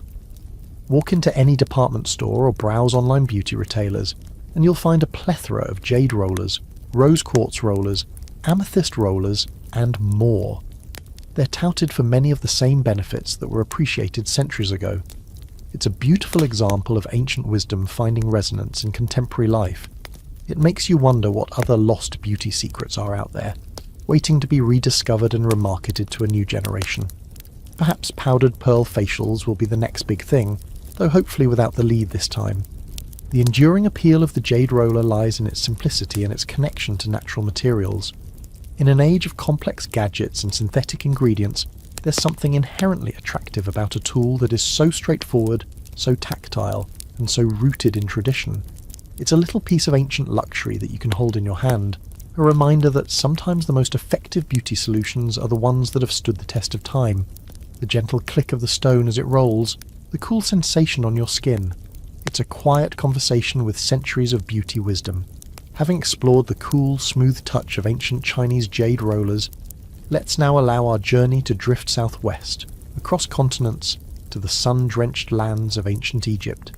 Here, under the watchful eyes of pharaohs and gods, another civilization was cultivating its own unique and highly dramatic beauty ideals, particularly when it came to the eyes. You're no longer in a serene Chinese boudoir, but perhaps in a bustling Egyptian marketplace near the Nile, or within the cool stone walls of a temple. The air is different, drier, scented with desert dust, lotus flowers, and the distinctive aroma of frankincense and myrrh. And everywhere you look, or rather everyone who looks at you, has eyes that are strikingly defined, alluring, and powerfully symbolic. The most iconic feature of ancient Egyptian makeup is undoubtedly kohl eyeliner. This thick, dark liner, typically black or dark grey, was applied generously around the entire eye, often extending outwards in an almond or cat-eye shape. It wasn't just a subtle enhancement, it was a bold, dramatic statement, worn by both men and women, and by people of all social classes, from the pharaohs themselves down to common labourers. Mainstream historical fact: the use of kohl in Egypt dates back to pre-dynastic times, around 3500 BC, and continued for millennia, becoming deeply ingrained in their culture and identity. Examples of kohl, along with applicators and grinding palettes, are common finds in ancient Egyptian tombs, indicating its importance both in life and in the afterlife. The kohl itself was not a single substance. The black kohl was primarily made from galena, a dark grey lead sulfide ore which was ground into a fine powder. Green eye makeup, also very popular, particularly in earlier periods, was made from malachite, a green copper carbonate ore. These minerals would be crushed on special stone pallets and then mixed with animal fat, oil or water to create a paste or powder that could be applied with a small stick, often made of wood, ivory or stone. Imagine the scene, grinding these heavy minerals, carefully mixing the paste, the rich, dark pigment ready to transform the face. It's a much more elemental process than unscrewing a modern eyeliner pencil. Now for the quirky tidbit. Beyond the aesthetic appeal of making the eyes appear larger, more defined, and more alluring, think of the iconic eyes of Nefertiti or Tutankhamun, the Egyptians believed that kohl eyeliner had magical and protective properties. They thought it could ward off the evil eye, protect against malevolent spirits, and even prevent eye infections. And here's where it gets really interesting. Modern scientific studies have actually found some basis for this latter belief. The lead-based compounds in ancient Egyptian kohl, when they came into contact with the eye's moisture, would have produced very low levels of nitric oxide. Nitric oxide is known to stimulate the immune system, helping to fight off bacterial infections that were likely common in the dusty, flood-prone Nile Valley. So, their magical protection might have had a genuine, albeit perhaps unintentional, ophthalmological benefit. It's like they stumbled upon a preventative eye treatment while just trying to look fabulous. The application of kohl was a daily ritual for many. It was believed to protect the eyes from the harsh glare of the desert sun, much like natural sunglasses, and also to deter flies and other insects. The dark outline would have reduced glare, making it easier to see in bright conditions. So it was both cosmetic and highly practical. Historians still argue whether the primary driver for the widespread use of kohl was its beautifying effect, its perceived medicinal protective qualities, or its deep religious and symbolic significance. In all likelihood, it was an inseparable fusion of all three. The eyes were considered windows to the soul, and adorning them was an act laden with meaning. The shapes and styles of kohl application evolved over the long span of Egyptian history. Sometimes the lines were thick and bold, other times more slender and elongated. The cat-eye flick was a perennial favourite, thought to mimic the eyes of the revered feline goddess Bastet. The green malachite makeup was often used on the lower lid, or as an eyeshadow, while the black galena kohl defined the lash lines and brows. Eyebrows too were often plucked or shaved, and then painted on in an idealised arched shape, much like some of the ancient Chinese practices we've discussed, though perhaps with less of the moth antennae whimsy, and more of a strong defined arch. The tools associated with kohl are fascinating in themselves. Small, often beautifully decorated kohl pots made of alabaster, faience or stone held the precious powder or paste. delicate applicators, sometimes with a slightly bulbous end for smoothing, were used to draw the lines. Grinding palettes, often shaped like animals or geometric designs, show the wear and tear of daily use. These weren't disposable items, they were personal possessions, often cherished and buried with their owners for use in the next life. Comparing the Egyptian coal tradition with the Chinese lead face powder, it's interesting to note the different uses of lead.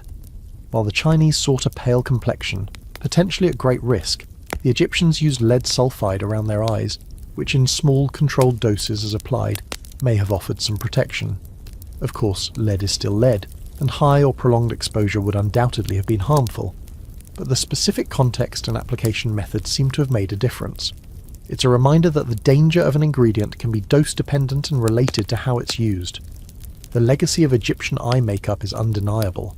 The coal-rimmed eye remains a potent symbol of allure and mystique, echoed in modern makeup trends for millennia.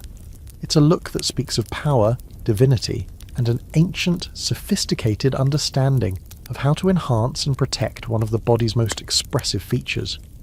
You can almost feel the desert sun on your face, the cool coal being applied, transforming your gaze into something timeless and iconic. Having gazed into the coal-lined eyes of ancient Egypt, let's now steer our journey northwards, across the Mediterranean, to the heart of another mighty empire, Rome.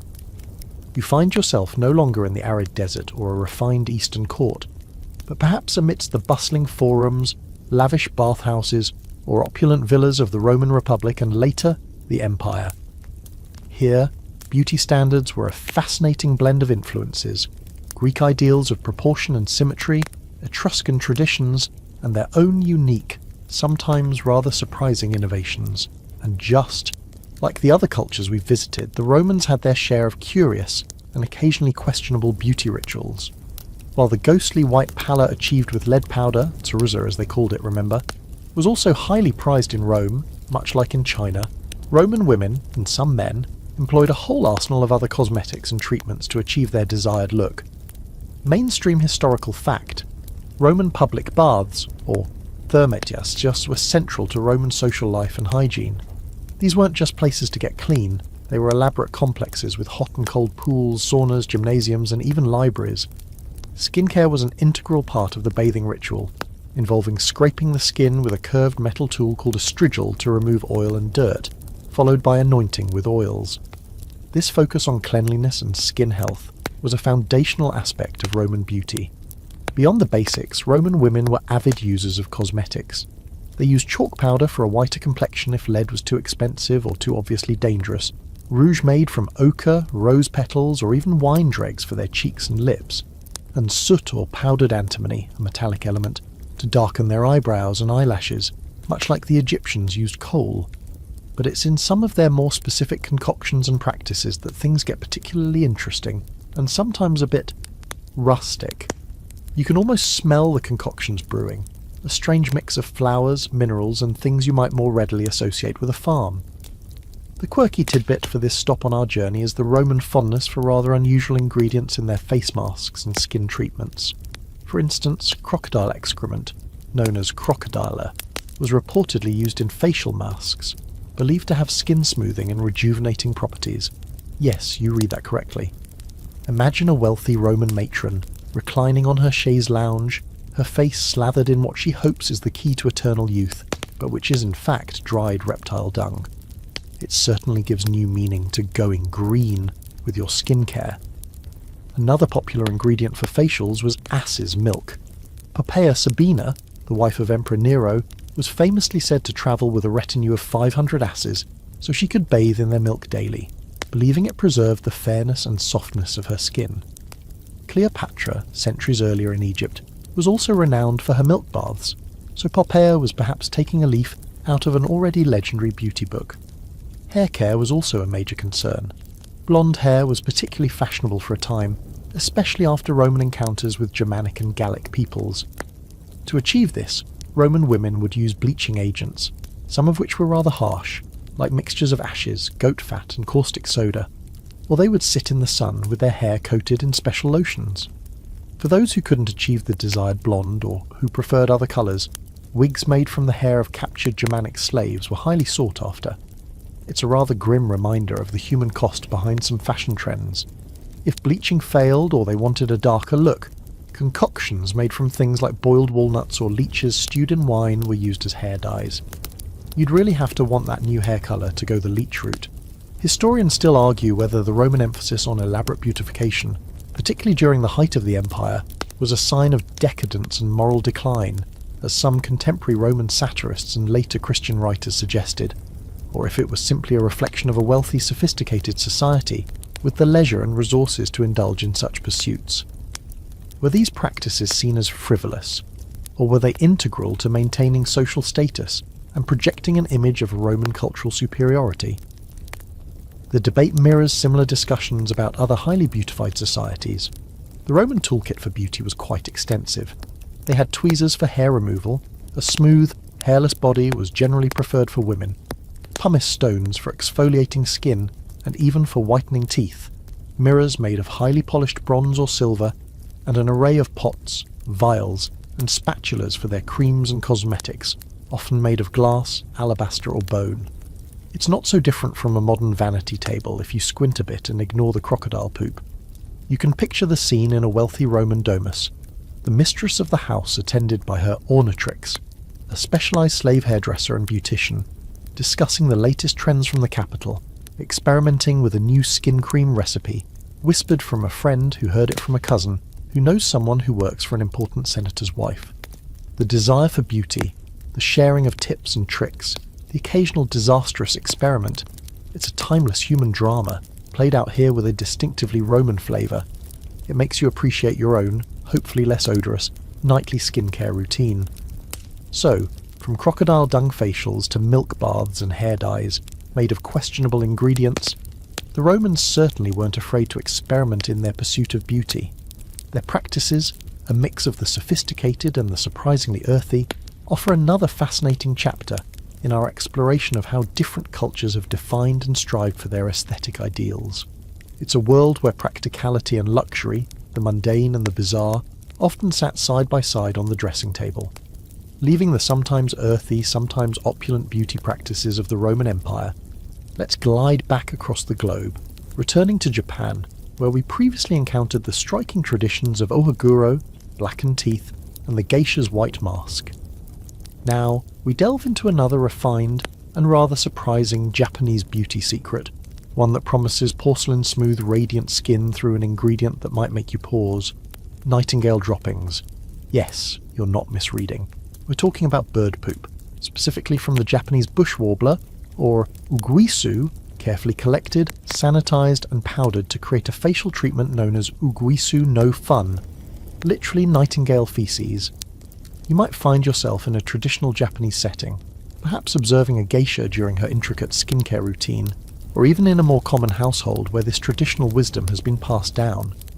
The product itself, once processed, is a fine, almost odourless powder. It doesn't look like its raw origin, thankfully. This powder would be mixed with water or rice bran to form a paste, and then gently applied to the face as a cleanser or mask. It sounds a bit shocking, doesn't it? Especially after our Roman encounter with Crocodilea. It seems reptiles and birds have both, at different times and places, made unexpected contributions to the beauty industry. The use of nightingale droppings as a skin treatment has a long history in Japan, reportedly dating back to at least the Heian period, 794 to 1185 AD. Mainstream historical fact: it was particularly popular among geishas and kabuki actors, whose heavy white lead-based makeup, remember the oshiroi, could be damaging and difficult to remove. Uguisu no fun was prized for its ability to gently cleanse the skin, remove makeup, lighten blemishes, and leave the complexion exceptionally smooth and bright. It was considered a natural and effective way to counteract the harsh effects of their stage and performance makeup. So, what's the science behind this seemingly bizarre ingredient? The key lies in the nightingale's diet and digestive system. These birds primarily eat insects and berries. Their droppings contain high concentrations of urea and guanine. Urea is a well-known humectant, meaning it helps the skin retain moisture, and it also has exfoliating properties. Guanine, an amino acid, is thought to impart a subtle iridescence or pearly glow to the skin, and it can also help to lighten pigmentation. When the droppings are properly sanitized, traditionally by UV light exposure or careful drying, and powdered, these active components can work their magic on the skin. It's a natural enzymatic exfoliant and cleanser, essentially. Mother Nature's own little chemical peel, delivered by a songbird. The quirky tidbit here is the specific sourcing and cachet of guisu droppings. Not just any bird dropping would do. It had to be from the Japanese bush warbler, a bird celebrated for its beautiful song, which added to the poetic and refined image of the treatment. There were even specific regions in Japan known for producing high-quality uguisu no fun. It wasn't something you'd just scrape off a windowsill. There was an art and a tradition to its collection and preparation. Imagine the marketing. Only the finest, song-enhanced droppings for your delicate complexion. This practice might seem strange to us now, but it fits within a broader tradition in many cultures of using animal-derived products for medicinal and cosmetic purposes. Remember the deer antler and placenta in some Chinese imperial recipes? Or the ass's milk favoured by Cleopatra and Poppaea? Nightingale droppings are part of this long history of looking to the natural world in all its forms for beauty solutions.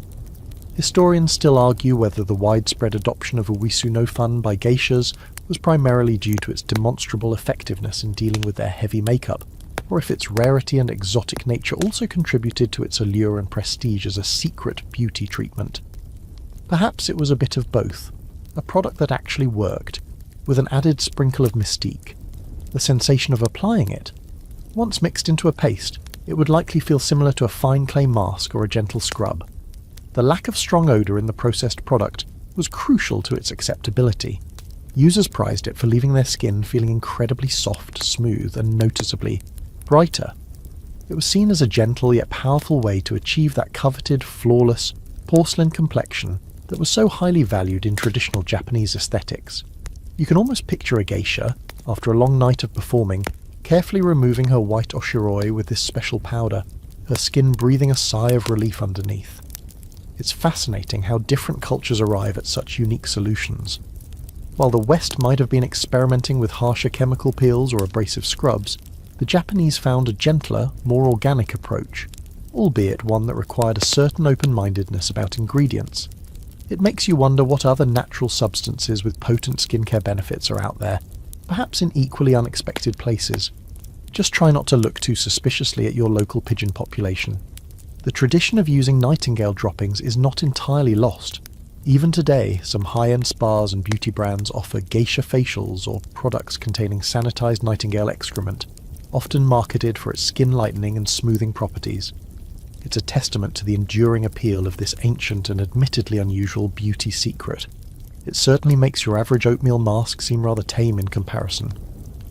Having explored the rather organic, if surprising, skincare secrets of Japan, let's now wing our way back westward, this time landing in Renaissance Europe. You find yourself amidst the burgeoning art, science, and intellectual fervour of cities like Florence, Venice, or Paris, from roughly the 14th to the 17th century. Here, as classical ideals of beauty were being rediscovered and reinterpreted, women, and some men, engaged in their own elaborate, and sometimes alarmingly risky, beauty rituals. While the Renaissance is celebrated for its artistic enlightenment, some of its beauty practices were decidedly in the Dark Ages when it came to safety. Much like in ancient China and Rome, a pale, luminous complexion was highly coveted during the Renaissance. It signified wealth, status, and a life lived away from the sun's browning rays. And, just as we've seen before, one of the primary ways to achieve this was with white lead makeup, often called Venetian cerus, or spirits of satin. Remember that insidious powder? It was back with a vengeance, used liberally to create a smooth, porcelain-like mask. Mainstream historical fact: Queen Elizabeth I of England was a famous proponent of this look, using cerus to cover smallpox scars and project an image of timeless, ageless beauty. Her iconic pale face and red wig became a powerful symbol of her reign, but it likely came at a significant cost to her health due to lead poisoning. The desire for this pallor led to some truly dangerous habits. Beyond the lead-based foundations, women would also employ various bleaches and skin-lightening concoctions. Some of these were relatively harmless, like lemon juice or rose water, but others involved harsh chemicals like alum, mercury sublimate, or even arsenic. Yes, arsenic, a well-known poison, was sometimes used in small quantities in wafers or powders, ingested or applied topically, with the belief that it would impart a delicate, almost translucent whiteness to the skin. It's a horrifying thought, deliberately consuming a deadly toxin for a fleeting aesthetic effect. It gives a whole new, sinister meaning to dying for beauty. The quirky tidbit from this era concerns the eyes and lips. To achieve fashionably wide, dilated pupils, considered a sign of allure and beauty, women would use eye drops made from belladonna, also known as deadly nightshade. Belladonna literally means beautiful woman in Italian, a direct nod to this cosmetic use. While it did indeed dilate the pupils, giving the eyes a dark, captivating look, belladonna is highly toxic. Repeated use could lead to blurred vision, sensitivity to light, and in larger doses, hallucinations, delirium, and even death. For lips and cheeks, a vibrant red was popular. While some rouges were made from harmless plant-based pigments, like sandalwood or cochineal, crushed insects still used today, others contained vermilion, a bright red pigment made from mercury sulfide. More mercury. It's like a greatest hits album of toxic heavy metals. It wasn't just the face that received such dangerous attention. Hair was also a major focus. Blonde or reddish gold hair was highly fashionable, particularly in Italy. Women would spend hours sitting in the sun on specially constructed rooftop platforms called solena, their hair spread over wide-brimmed crownless hats, drenched in bleaching concoctions made from ingredients like lye, rhubarb, sulphur, or even horse urine. While perhaps not as immediately life-threatening as ingesting arsenic, these harsh treatments would have severely damaged the hair and scalp. You can just imagine the straw-like texture and the irritated skin afterwards, all for that perfect Botticelli blonde. Historians still argue whether Renaissance women were fully aware of the severe long-term dangers of these substances, or if the intense societal pressure to conform to beauty ideals, coupled with a limited understanding of toxicology, led them to take such risks. Medical knowledge was still developing, and the link between these cosmetics and various ailments like skin lesions, hair loss, tooth decay, neurological damage, and premature death may not have always been clearly understood or accepted. Or perhaps, like with the Chinese lead users, some level of denial or acceptance of risk was involved in the pursuit of beauty and social advancement. The ideal Renaissance beauty was often depicted in art with a high forehead, fair hair, rosy cheeks, red lips, and luminous pale skin. To achieve the high forehead, some women would pluck or shave their hairlines, sometimes quite significantly.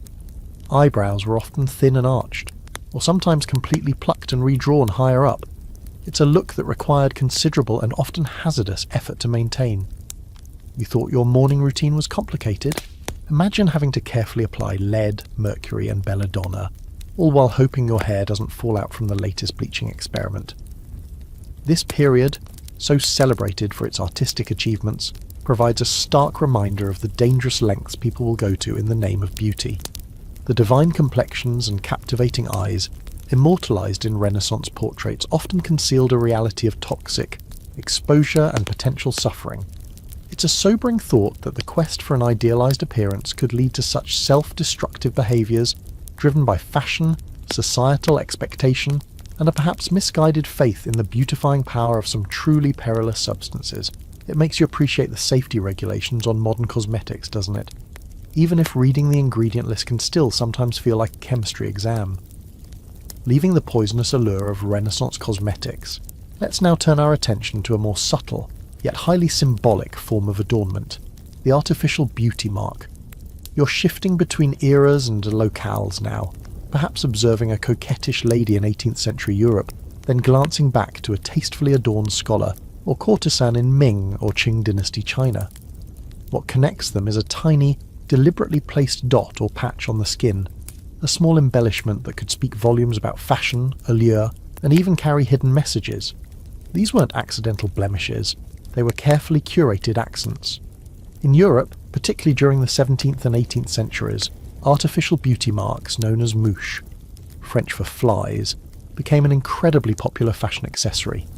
These were small patches of black silk, velvet, or taffeta, cut into various shapes: circles, hearts, stars, crescent moons, even tiny carriages or ships for the truly flamboyant. They were glued onto the face, neck or décolletage. Mainstream historical fact, the placement of these mouches developed into a complex language of love or social signalling. For example, a patch near the eye might signify passion, one on the lip an invitation for a kiss, a heart-shaped patch on the cheek could indicate one was engaged, while a patch on the nose might be seen as saucy or impudent. It was a flirtatious game, played out in miniature on the canvas of the skin. These patches served multiple purposes. They could cover up smallpox scars or blemishes, a common issue in those times, much like Queen Elizabeth's use of ceruse.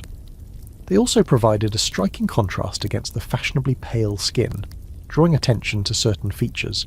And of course, they were a key element of courtly intrigue and romantic communication. Imagine trying to decipher the meaning of a lady's strategically placed mouche across a crowded ballroom. Was that star on her forehead meant to signify majestic, or was she just a fan of astronomy? The potential for misinterpretation must have been delightful. Now, let's compare this with ancient China. While perhaps not as elaborately codified into a language as the European mouche, the strategic use of small, painted marks or the enhancement of natural moulds was also a feature of Chinese beauty practices. We've already discussed the painted moth antennae eyebrows, which shows a flair for artificial facial adornment. Beyond that, a strategically placed red dot between the eyebrows, known as a huadian, li huadian, was a popular adornment for women, especially during the Tang dynasty. This could be painted on, or sometimes it was a small applique made of materials like gold foil, feathers, or even fish scales. While often associated with auspiciousness, or simply as a decorative element, its placement certainly drew attention to the eyes and forehead. The quirky tidbit here involves a popular legend about the origin of the Huadian. It's said that Princess Xuyang, a daughter of Emperor Wu of Liu Song, was resting under a plum tree when a plum blossom petal drifted down and stuck to her forehead. It looked so beautiful that it inspired a new fashion. Other versions of the story involve different flowers or even insects. Whether true or not, it's a charming origin story that highlights the connection between nature and beauty ideals. So that little red dot wasn't just a dot. It was a flower petal mark, a whisper of poetic fancy. In China, natural moulds could also be considered significant, sometimes auspicious or indicative of certain character traits depending on their location. While not strictly artificial, the decision to emphasize or leave a natural mole visible, rather than covering it with thick white powder, could itself be a subtle statement. There wasn't the same elaborate system of cutting patches into specific shapes as in Europe, but the principle of using a small dark mark to enhance allure or draw attention to a feature was certainly understood. Historians still argue whether the primary function of these artificial marks, in both cultures, was purely decorative and flirtatious, or if they also served as a subtle form of social commentary, or even rebellion against overly rigid beauty norms by allowing for individual expression. In societies where women's roles and means of expression could be quite constrained, perhaps these tiny adornments offered a small space for playful self-assertion. Was that tiny velvet crescent moon just a fashion choice, or a subtle wink to a secret society? Probably the former, but it's fun to imagine. The materials for European mouches were readily available, scraps of luxurious fabrics. They were often carried in small ornate boxes called boîtes à mouches. Applying them would involve a bit of adhesive, perhaps gum arabic, or a simple paste. In China, the pigments for painted marks like the Huadian would be similar to those used for eyebrows or lips, mineral or plant-based colours. The effect in both cases was to add a point of interest, a focal point that broke the expanse of the face and drew the viewer's eye. It's a clever trick, really, a tiny detail that can change the whole impression. It makes you think about modern equivalents. Do we have them? Perhaps a strategically placed piercing, a tiny tattoo, or even the way someone might accentuate a freckle. The desire to add these little points of intrigue, to play with perception using minimal means, seems to be a timeless aspect of human adornment. It's a reminder that beauty isn't always about grand gestures. Sometimes it's the smallest details that make the biggest impact. That tiny black patch or painted red dot could be a whisper, a secret, or a bold declaration, all depending on how and where it was worn. Having considered the subtle art of the artificial beauty mark, let's now broaden our perspective to a more fundamental aspect of beauty ideals, the preferred physique. Across different eras and cultures, including ancient China, the definition of an ideal body shape and its associated features has shifted as dramatically as any fashion in clothing or cosmetics. You're no longer focused on a single detail, but on the entire silhouette, the way a body occupies space, and the attributes that were celebrated or sought after. What was considered the epitome of physical attractiveness in one period might be viewed very differently in another. In ancient China, for example, the ideal female physique underwent several transformations. During the Tang dynasty, 618 to 907 AD, a period known for its opulence and relative openness, a more voluptuous and fuller figure was often admired. Paintings and sculptures from this era depict court ladies with rounded faces, ample figures, and a generally robust, healthy appearance. This wasn't about extreme thinness, rather, it was a celebration of a more generous, prosperous form. Think of Yang Guifi, yes, one of the four beauties of ancient China, a favoured consort of Emperor Yuanzong of Tang, who was famously described as having a plump Rubenesque figure. Her beauty was legendary, and her physique set a standard for her time. Contrast this with later periods, such as the Ming, 1368 to 1644, and Qing, 1644 to 1912, dynasties, where a more slender, delicate and willowy physique often became the ideal for women of the elite. This preference for slenderness was sometimes taken to extremes, with an emphasis on an almost fragile, ethereal appearance. This shift coincided with the increasing prevalence and codification of foot binding, which, as we discussed, severely restricted mobility and likely contributed to a perception of women as delicate and ornamental. A woman who could barely walk would naturally appear less robust. Mainstream historical fact: the changing ideals of female body shape in China are well documented in art, literature, and poetry of different periods, reflecting evolving social values, economic conditions, and philosophical influences. This wasn't just about overall body fat percentage. Specific features were also prized. A small, cherry-like mouth, Yingtao Xiaoku, was often considered beautiful. Smooth, jade-like skin was a constant, as we know. The shape of the eyes, the arch of the eyebrows, remember those moth antennae, the delicacy of the hands, all contributed to the overall aesthetic. For men, ideals also varied. During periods of military valour, a strong martial physique might be prized. For scholars and officials, a more refined, even slightly frail appearance could signify a life dedicated to intellectual pursuits rather than physical labour. Globally, the variation is immense. Compare the Tang dynasty preference for plumpness with, say, the ancient Greek ideal of the athletic, proportioned male body, as seen in classical sculpture, or consider the Venus figurines from prehistoric Europe with their exaggerated breasts, hips and abdomens, thought to symbolise fertility and abundance, a very different kind of ideal from the slender Gibson girl of the late 19th early 20th century West. It makes you realise how culturally constructed our notions of the perfect body truly are. One era's supermodel is another era's, well, just another person. The quirky tidbit here relates to how these ideals were sometimes actively pursued through diet, exercise, or lack thereof, and even restrictive garments. While we don't have ancient Chinese equivalents of an Atkins diet manual, there would certainly have been awareness of how food, intake affected body shape. If plumpness was in vogue, a rich diet would be encouraged for those who could afford it. If slenderness was desired, a more frugal intake might be adopted. In Europe, from the Renaissance onwards, corsetry became a dominant force in shaping the female physique, cinching waists to unnatural smallness, and pushing up bosoms to create the fashionable hourglass or S-bend silhouettes. The pursuit of these idealised shapes often came with significant discomfort and potential health problems, from restricted breathing to organ displacement. It's like foot binding for the torso. Historians still argue whether shifts in ideal body shapes are primarily driven by socio-economic factors, e.g., in times of scarcity, a plump figure might signify wealth and access to food, while in times of abundance, thinness might signify discipline and status, by influential cultural figures, or by deeper psychological archetypes. It's likely a complex interplay. For instance, the shift towards valuing slenderness in women in many Western cultures over the 20th century has been linked to changing roles for women, the rise of consumer culture, and the influence of media. What's clear is that these ideals are rarely static. They are constantly in flux, reflecting the anxieties, aspirations and values of a particular time and place. The ideal body is a cultural artifact, not a biological absolute, and the pressure to conform to these often unattainable ideals can be immense, as it was in ancient China and as it continues to be in many societies today. It makes you think about the current trends, the BBL, Brazilian butt lift phenomenon, the obsession with certain muscle definitions, or the ever-shifting standards for thinness or curvaceousness. Are these any less arbitrary than the Tang dynasty's preference for a fuller figure?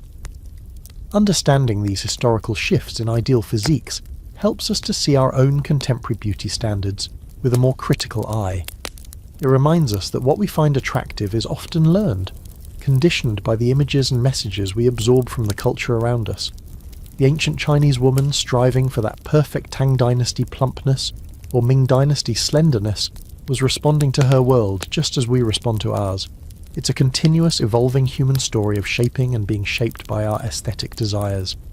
As we consider the ever-shifting ideals of the perfect physique, it becomes clear that these various beauty rituals, from the lead-white faces and bound feet of ancient China to the coal-lined eyes of Egypt and the arsenic wafers of Renaissance Europe, were not merely personal whims. They were deeply intertwined with the social fabric, acting as powerful tools for navigating, reinforcing, and sometimes even challenging the social ladder. You're now looking beyond the individual at their dressing table and seeing the broader societal implications of these aesthetic choices. How did these practices shape destinies and define one's place in the world? In rigidly hierarchical societies, which describes most of the ancient world we've explored, beauty practices often served as highly visible markers of class and status. Remember the incredibly long fingernails of Chinese imperial nobles, protected by ornate guards.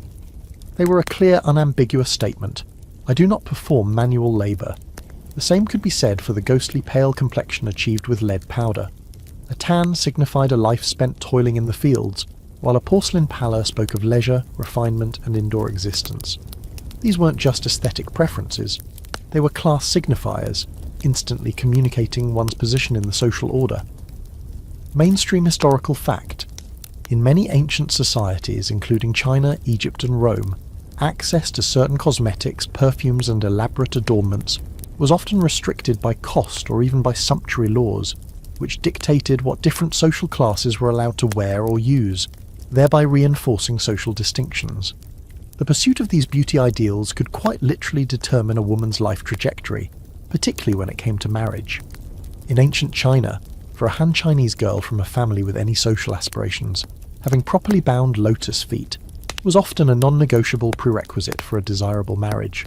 A girl with unbound feet, or feet not bound small enough, might be considered unmarriageable, or only eligible for a much lower status match, regardless of her other qualities.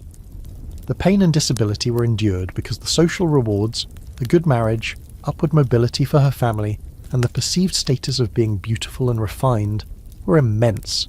It's a stark example of how a beauty ritual became a key to social survival and advancement. One's entire future could literally hinge on the size and shape of one's feet. Similarly, in imperial courts across the globe, beauty was a crucial currency.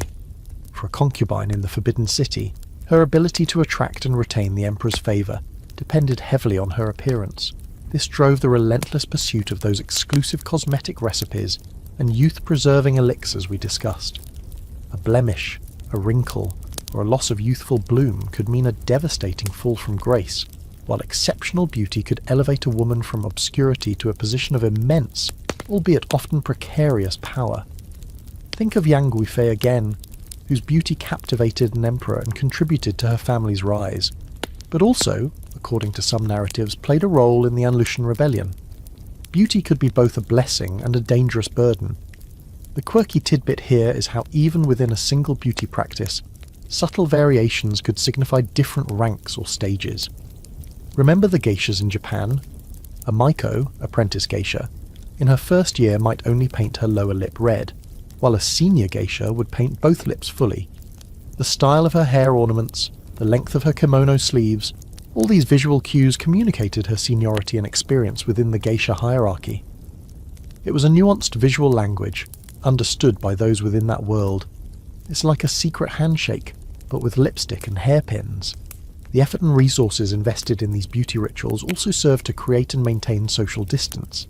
If achieving the ideal look required hours of daily primping, expensive imported ingredients, or specialised attendants like the Roman ornatrix or the Chinese court, hairdressers, then only the wealthy elite could realistically participate.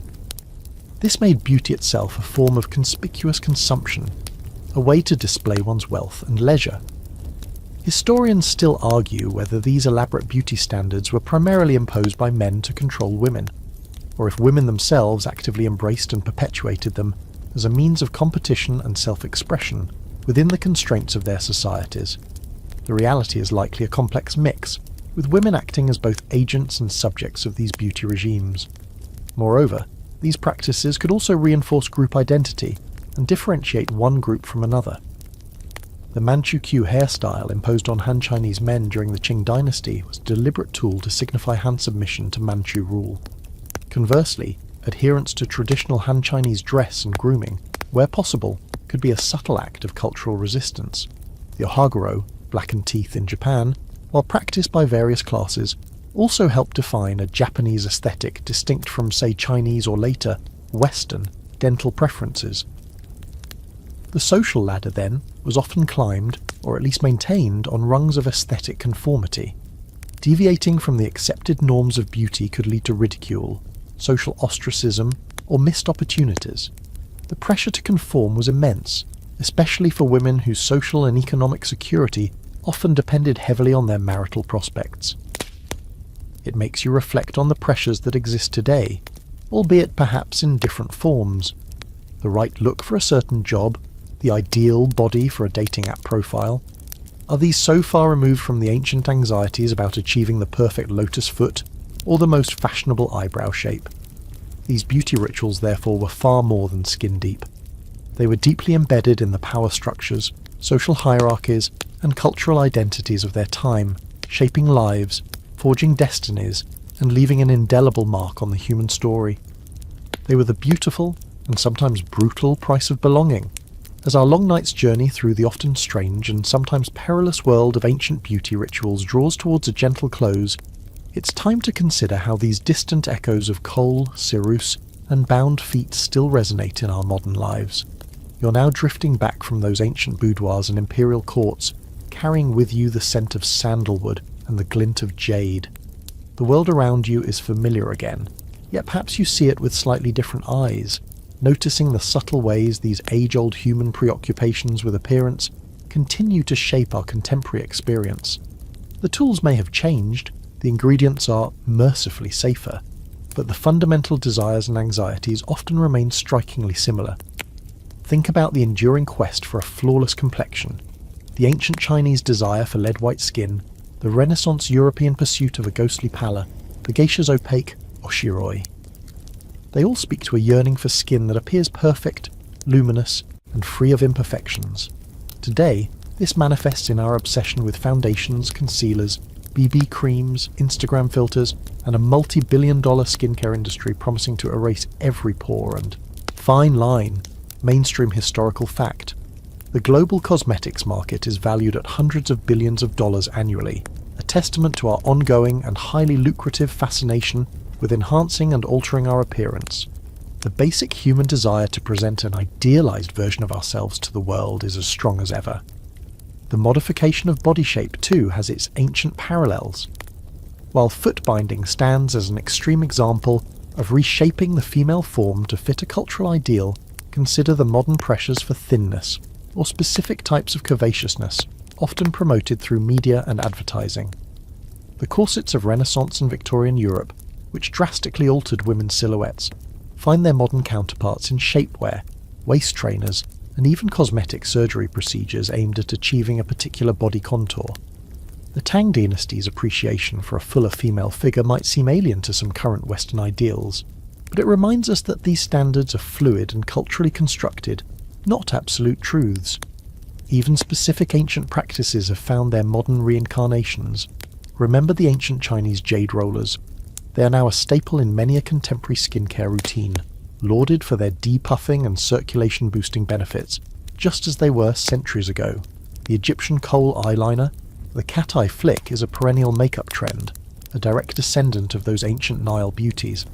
The concept of using natural, sometimes unusual ingredients, while we might shy away from nightingale droppings, mostly, the modern clean beauty movement, with its emphasis on botanical extracts and naturally derived compounds, echoes the ancient reliance on herbal remedies and nature-based cosmetics.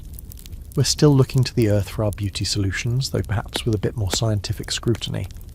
The quirky tidbit here is the surprising persistence of certain fringe ancient practices in niche modern contexts. We mentioned geisha facials using nightingale droppings still being offered in some high-end spas. Similarly, treatments involving things like leech therapy, for circulation, though not directly for beauty in the Roman hair dye sense, or bee venom, for its reputed skin-plumping effects, a kind of natural Botox, occasionally pop up, harking back to a time when the line between medicine, magic and cosmetics was much blurrier. It seems our fascination with the exotic and the secret remedy endures. Historians still argue about the degree to which modern beauty standards are truly new versus simply being repackaged versions of age-old aspirations. Is the desire for eternally youthful skin any different in essence from Empress Cixie's quest for longevity through powdered pearls and jade? Is the modern influencer's carefully curated online persona so far removed from the Renaissance lady's strategic placement of mouche to convey a certain image? The technologies and the specific aesthetics may change, but the underlying human motivations, to attract, to belong, to express identity, to feel confident, seem remarkably consistent across the ages. The social implications also persist. Just as beauty rituals in ancient times could signify status and open doors, or close them, our appearance today continues to play a role in social interactions, career prospects, and self-esteem. The pressure to conform to certain beauty norms, often amplified by social media, can be intense, leading to anxieties and insecurities that would likely have been familiar to someone in ancient Rome worrying about their thinning hair, or a Tang Dynasty court lady concerned about her complexion. We may not be using lead powder anymore, thankfully, but the psychological weight of beauty standards can still be heavy. And so, as we reflect on these ancient echoes, we see that our journey has been about more than just peculiar practices. It's been an exploration of human ingenuity, creativity, and our timeless, complex relationship with beauty. The faces and forms we've encountered from ancient China, Egypt, Japan, Rome, and Renaissance Europe are not just historical curiosities. They are mirrors reflecting our own enduring human story. They remind us that the pursuit of beauty is a powerful force, one that has shaped cultures, driven economies, and touched individual lives in profound ways for millennia. The past is not so distant, after all. Its desires, its vanities, its strange and wonderful solutions are still whispering to us. Now, the lanterns are dimming, the soft hum of the fan perhaps is lulling you further. The tales of ancient beauty with their curious concoctions and sometimes painful pursuits begin to fade into the quiet of the night. These rituals, born from desires so like our own, to be seen, to be admired, to feel a sense of belonging or distinction, now recede, leaving behind a sense of wonder at the sheer breadth of human expression. The sharp edges of lead powder and the tightness of bindings soften into the mists of time, becoming less about judgment and more about understanding the myriad ways humanity has sought to define and achieve the beautiful. The world of emperors and geishas, of lotus feet and coal-lined eyes grows distant, yet the essence of their quest, the human heart's yearning for an ideal, remains a gentle, familiar pulse. Let these stories settle, not as anxieties, but as a soft acknowledgement of our shared and often peculiar human journey through aesthetics and time. May your own dreams be filled with less hazardous ingredients and far more comfortable shoes.